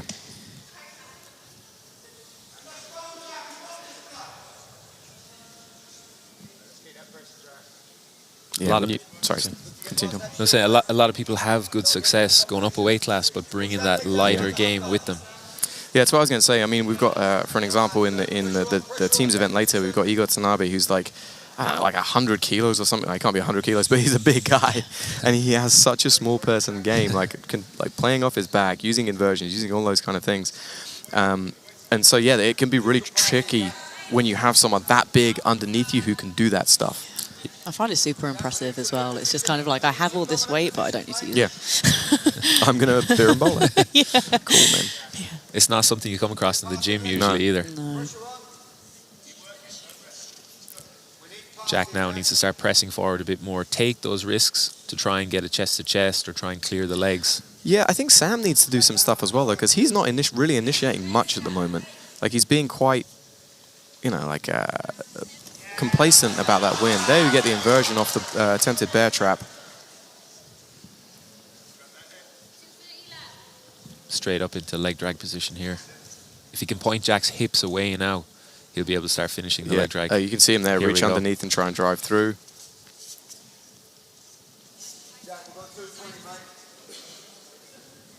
Just steps off the distance, which was nice. Like, he wasn't getting through, so he just backed out to try and re-engage again. Yeah, I think he's trying to get a foot to the inside. Jack then is looking for the opposite, trying to get inside position with both his feet so he can get underneath and attack the legs. And Sam looking to, Jack trying to invert underneath and scoop that leg. I think with this, like, Sam has given Jack absolutely no room to get into a scramble situation. Yeah. Yeah, he's super tight, you know. I mean, he's not doing anything that's like crazy fancy or anything. He's very disciplined. Like, he's capitalizing on the opportunities that he gets very, very well. You know, if he gets even just a little bit in the hips or, you know, a little bit of a sniff at a front headlock, he's then capitalizing on it and keeping Jack under a lot of pressure because of that. How do you start to off-balance someone who keeps that low, stocky base? I mean, it looks like he may be trying to utilize this kind of calf crush position.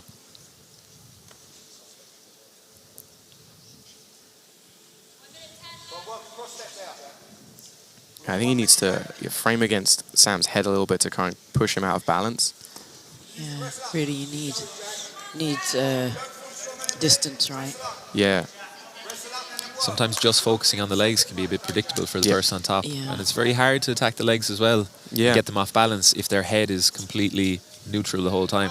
Yeah, you see there Jack tried to spin underneath. Actually, it brought Sam's head closer, but then Jack needed to continue that attack. Yeah. Sam, again, really backing off. Now he's using the seated guard the way he should be. We want to see that aggressive forward movement that keeps the person on top under pressure, right?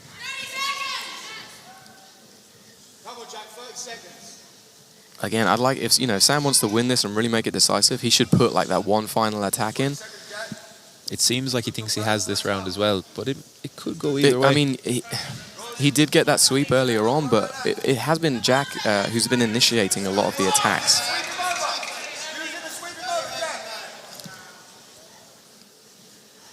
Yeah, he's just having trouble off balancing Sam. Yeah, Sam's base has been very, very solid. Be interesting to see how they decide to go with this one.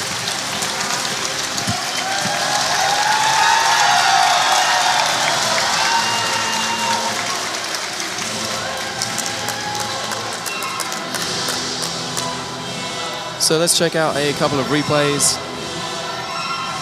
This was a large portion of the round. Jack was trying really hard to off-balance Sam. Sam was just staying very disciplined and heavy on top. Probably the most significant part of the action was really Sam coming up off the bottom, getting to that top position.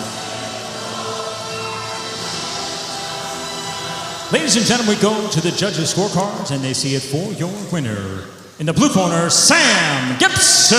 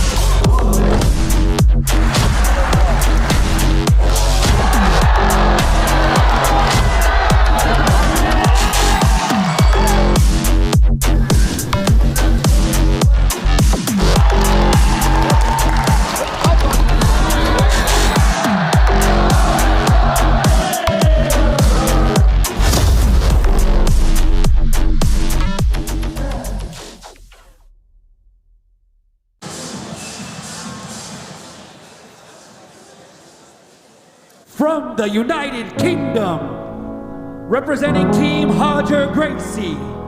He is a CBJJA European champ. He is a two-time British Open champion, Ollie. Out in the garden where we planted the seeds, there is a tree as old as me.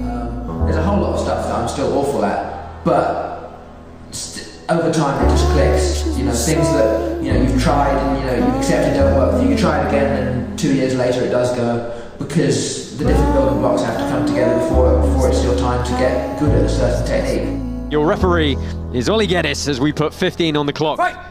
By the cracks of his skin I climbed to the dawn.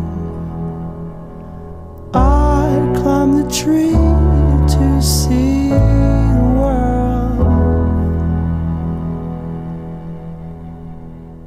When the gods came around to blow me down, held on as tightly as you held on me.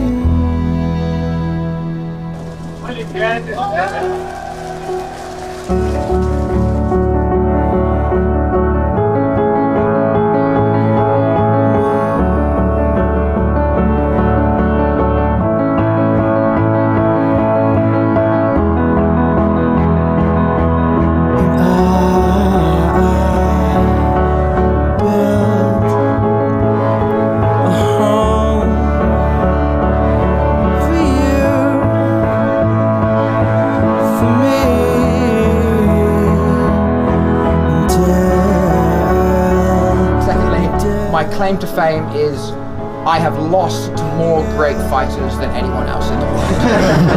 And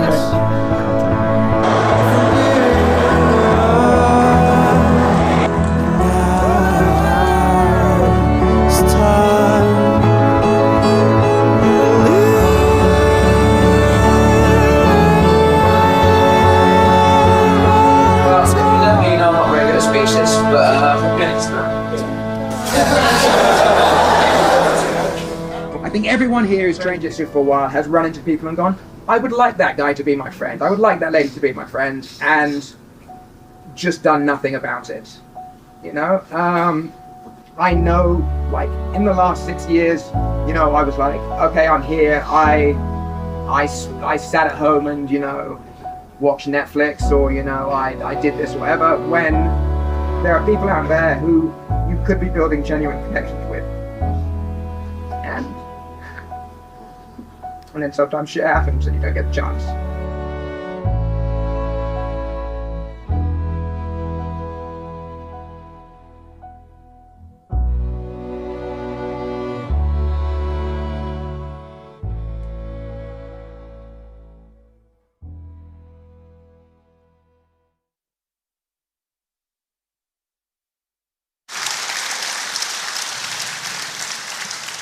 So yeah, it was a very sad day when the UK BJJ community lost Ollie. He was an incredible athlete and an incredible person. He touched many, many lives of people in the UK community and around the world. There has been a foundation set up in his name called the Oliver Geddes Foundation.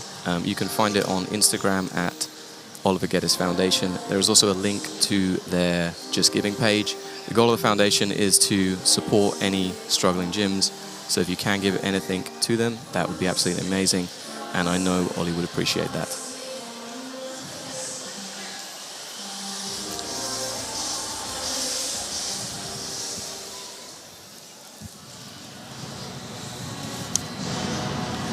So our final match, the main event of the prelims, Paul Redmond versus Ross Nicholls.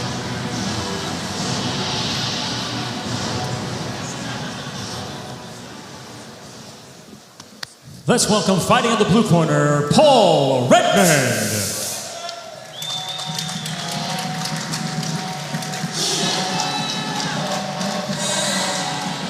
So Paul Redmond, Redza, competing out of Dublin, Ireland, second-degree black belt. Mainly focusing on MMA, but we've seen him multiple times on Polaris. Picking up 3 wins. Always a great, great competitor. It's going to be interesting to see how his style matches up with his opponent, Ross Nicholls.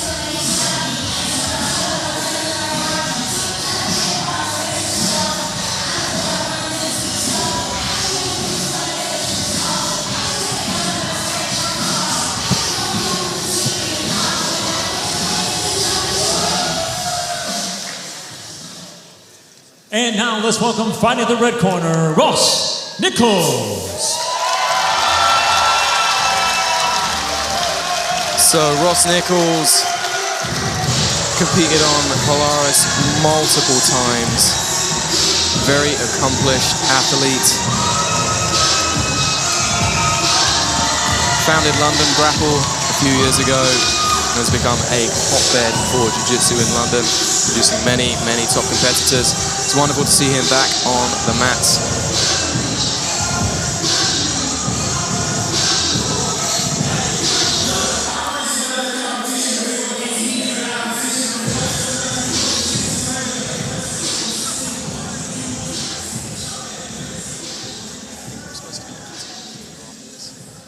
Let's get the action started. Our next bout is in the middleweight division. Introducing first, fighting out of the blue corner. He stands 5 feet 10 inches tall, official weight 80 kilos. Representing Team Rhino from the United Kingdom, let's welcome Paul Redmond. And let's welcome his opponent, fighting out of the red corner. 5 feet 10 inches tall, official weight 80 kilos. Representing London Grapple from the United Kingdom, Ross Nicholls.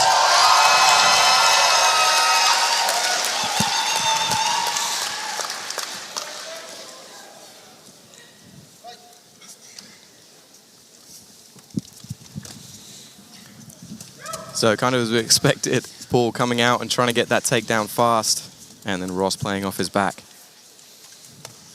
Ross very much of the new school leg lock style. Paul then being much more old school. Even years ago, I remember him being known in Ireland for things like toe holds, straight ankle locks. So he is well versed, but Ross might have some tricks in the bag. Yeah, I mean, I'd say he's got a toe hold in an MMA fight. he may well do, yeah. Yeah, I think many. I mean, he's had some great performances on Polaris. You know, people kind of think that the MMA guys aren't going to be that submission-oriented, and he comes out and just absolutely smashes it when he's on the show. A great judo base as well. And yeah. That's tough for leg lockers to fight against because it's very hard to off-balance them. And if you can't off-balance, you can't really get underneath and start some attacks. Yeah, you combine that with like the MMA side of things where it's all about just staying on top, and it can create real problems for jiu-jitsu guys. You see Ross is trying to work into this kind of, I don't know, I guess we'd call it K-guard slash matrix type position. Managing to tie up the legs here. Staying sticky. Yeah, it's really nice to kind of, well, I call it a reverse X, or not a reverse X, a inverted X. An inverted X. Inverted. Isn't that just an X? Yeah, maybe. Or an inverted X guard, that's what I call it. Now Ross on top. It's going to be interesting to see how he looks to pass Paul's guard. And will Paul even play guard, or will he just look to stand up? Yeah, I mean, at the moment, he seems pretty happy. He's going for it there. I know Ross has been working a lot more of his wrestling and top game. For a long time, we saw him primarily using that butterfly guard and the violin armbar type position, then connecting in towards the legs, and he was very successful with that. It's one of the things that's very overlooked, MMA versus jiu-jitsu style. Jiu-jitsu guys very happy to play on the bottom. Yeah. MMA guys sometimes just create space, pop straight back up, and it can be frustrating to go against. You see, like, Paul is very happy to play off his back, though. He is trying to tie him up. Ross doing some great athletic work there. I think once Ross gets a bit closer to the pass, we'll see Paul go into a bit more panic mode and try and stand up from there. Yeah, I mean, Paul is trying to, looks like he's trying to drag that far arm across. I wouldn't be surprised if we just saw him, like, kick away, create a little bit of space and try and stand up. But Ross is controlling that top leg very, very well. You know, so he can kind of run through Paul again. It looks like Ross is trying to, he's connecting those hands towards the body lock. And then he's going to look to start working and stepping over those legs. Nice little leg weave there from Ross. Yeah, beautiful pummel from Ross. one of the most effective ways past a no-gi. Control their upper body with your upper body, and then let your legs out-pummel theirs. Be nice to see him go back to that now. Yeah, I think Paul's just doing a pretty good job of keeping his knees and shins in between the two of them, and that's making it hard for Ross to connect to the top to that like tight body lock position.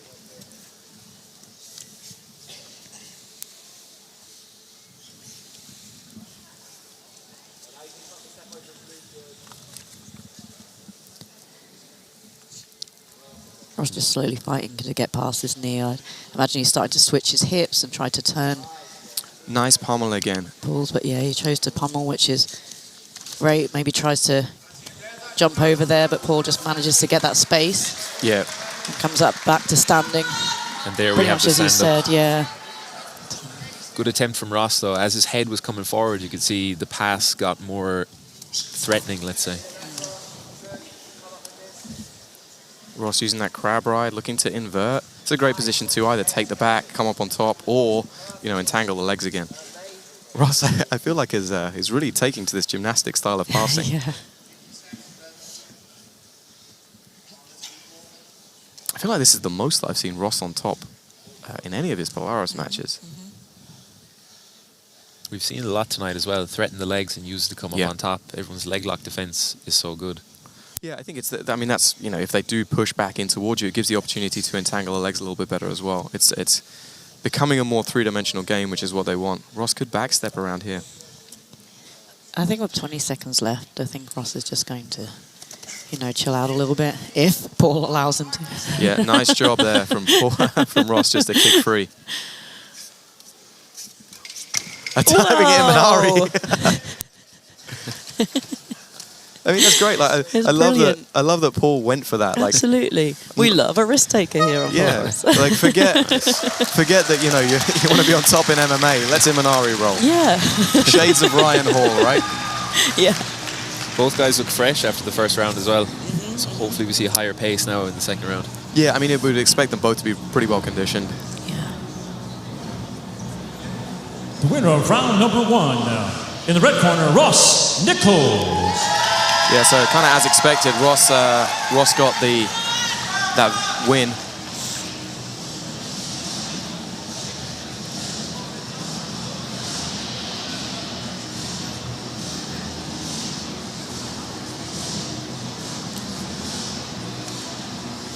Will Paul open the second round with another Imanari roll attempt? I mean, I hope so. I mean, I'd love that. Yeah. I mean, it would be a surprise for Ross if he did that. Maybe that's what we need to do to get, you know, to get Ross out of his game. Do something just completely unexpected.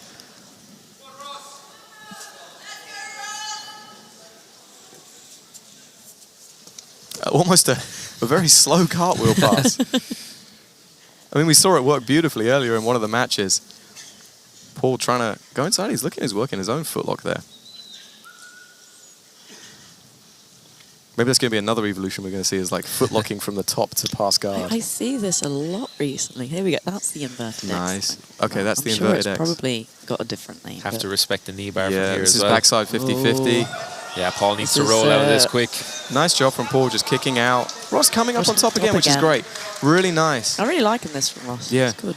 I'm really liking this connection between the two positions.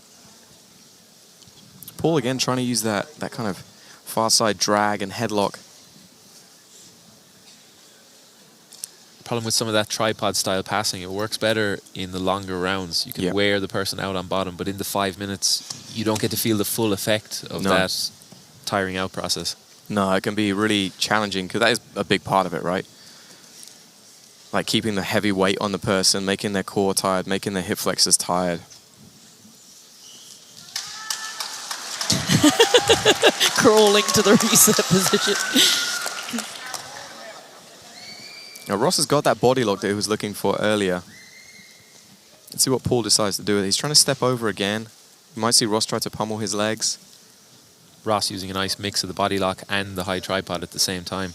Yeah, he's being very disciplined with his head. This is a good position for Ross now. Yeah, Paul needs to get an underhook back quickly on that side.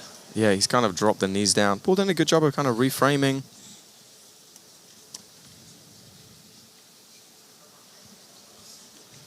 Looking at knee sliding through.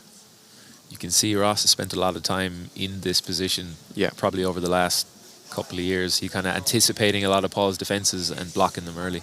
Yeah, good job of sliding through. Paul been doing a good job of maintaining that top frame.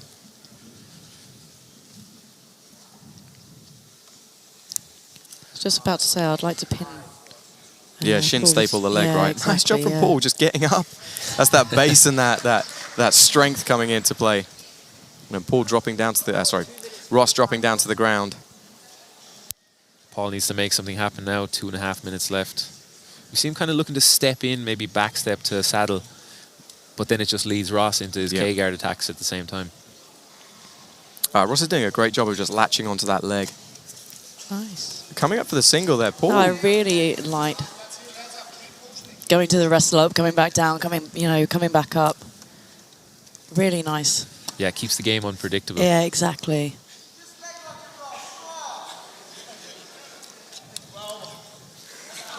Paul trying a new strategy now, going down to the knees. We might see Ross attack some shoulder crunch options here and then connect it to the legs if Paul pulls away. Yeah, I mean, Ross is doing a good job of connecting those supine and seated guards that we've been kind of talking about all night, right? Like here, and if Paul gets too close, he just drops back. There we see it, and then he kind of starts inverting for that K. You can see he has a very well-organized game. Like he goes for option A, it misses. He goes for option B, maybe back to A. So all his game fits together very nicely. Here he's trying to use that shin on shin to come up. Paul needs to respect the wrestle up from here as well. Yeah. Nice job from Paul, sprawling out into the front headlock.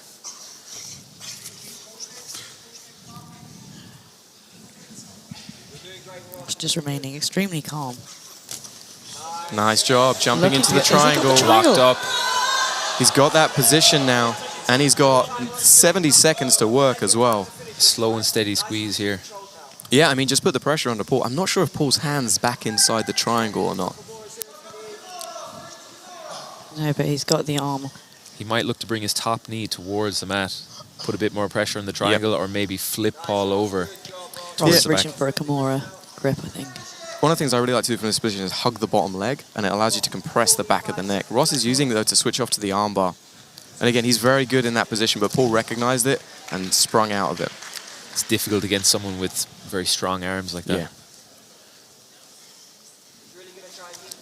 30 seconds left on the clock now. Paul's still going for it. Ross trying to entangle. You see, it's got a little bit slippier now. It's harder for Ross to make those strong connections. Look at that diving toe hold from Paul. Ross jumping in. He could potentially have had that triangle off the K again.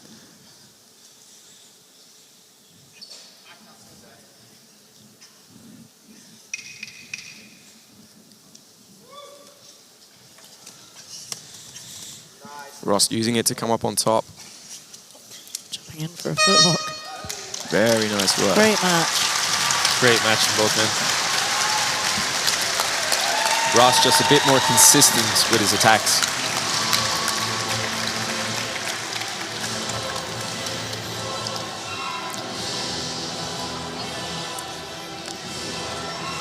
Nice heel hook attempt there by Ross. And as you said, Tom, like some really nice top, some passing from Ross tonight. Yeah, he was just able to get his game working really nicely together. Attacking the legs, coming up on top, using some wrestle ups, and then getting straight into his passing once he got on top. Ladies and gentlemen, we go to the judges' scorecards, and they see it for your winner. In the red corner, Ross Nicholls.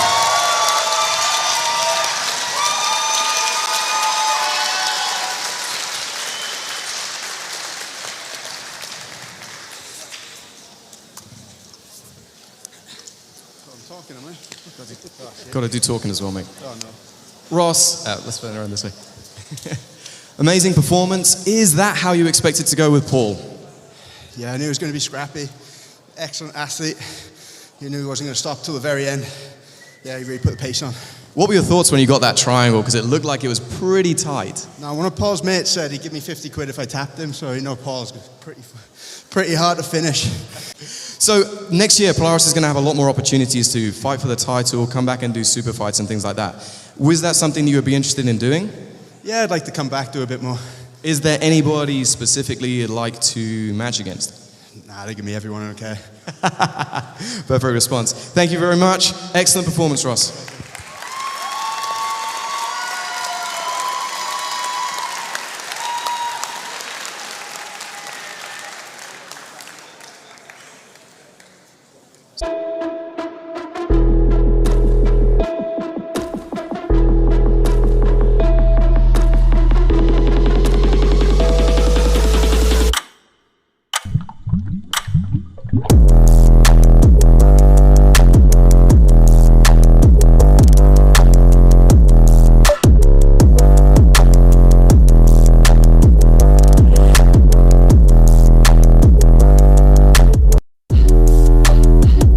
Mastered the mats, but too afraid to step into the crypto arena, huh?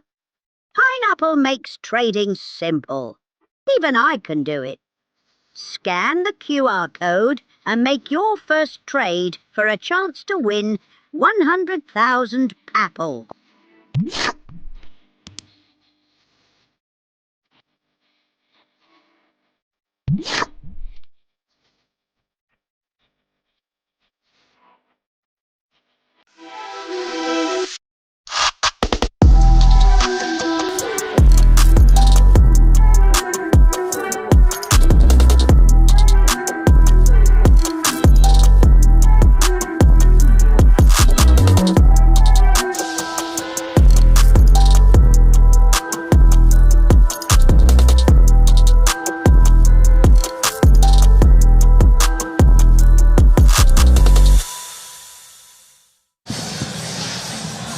So that was an amazing night in our prelims, some fantastic matches.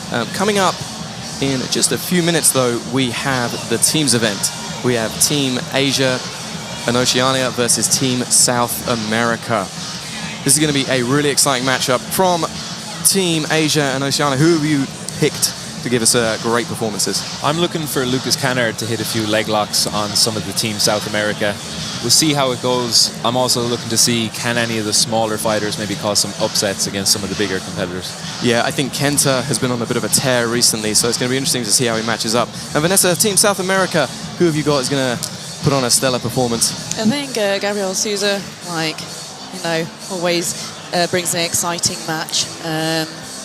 Yeah, I'm really excited about both these teams, really. I think there's an equal skill set amongst them, so I think there's going to be some really exciting matches. Yeah, I think they're very, very well balanced, and it should be some great matches depending on who goes against who.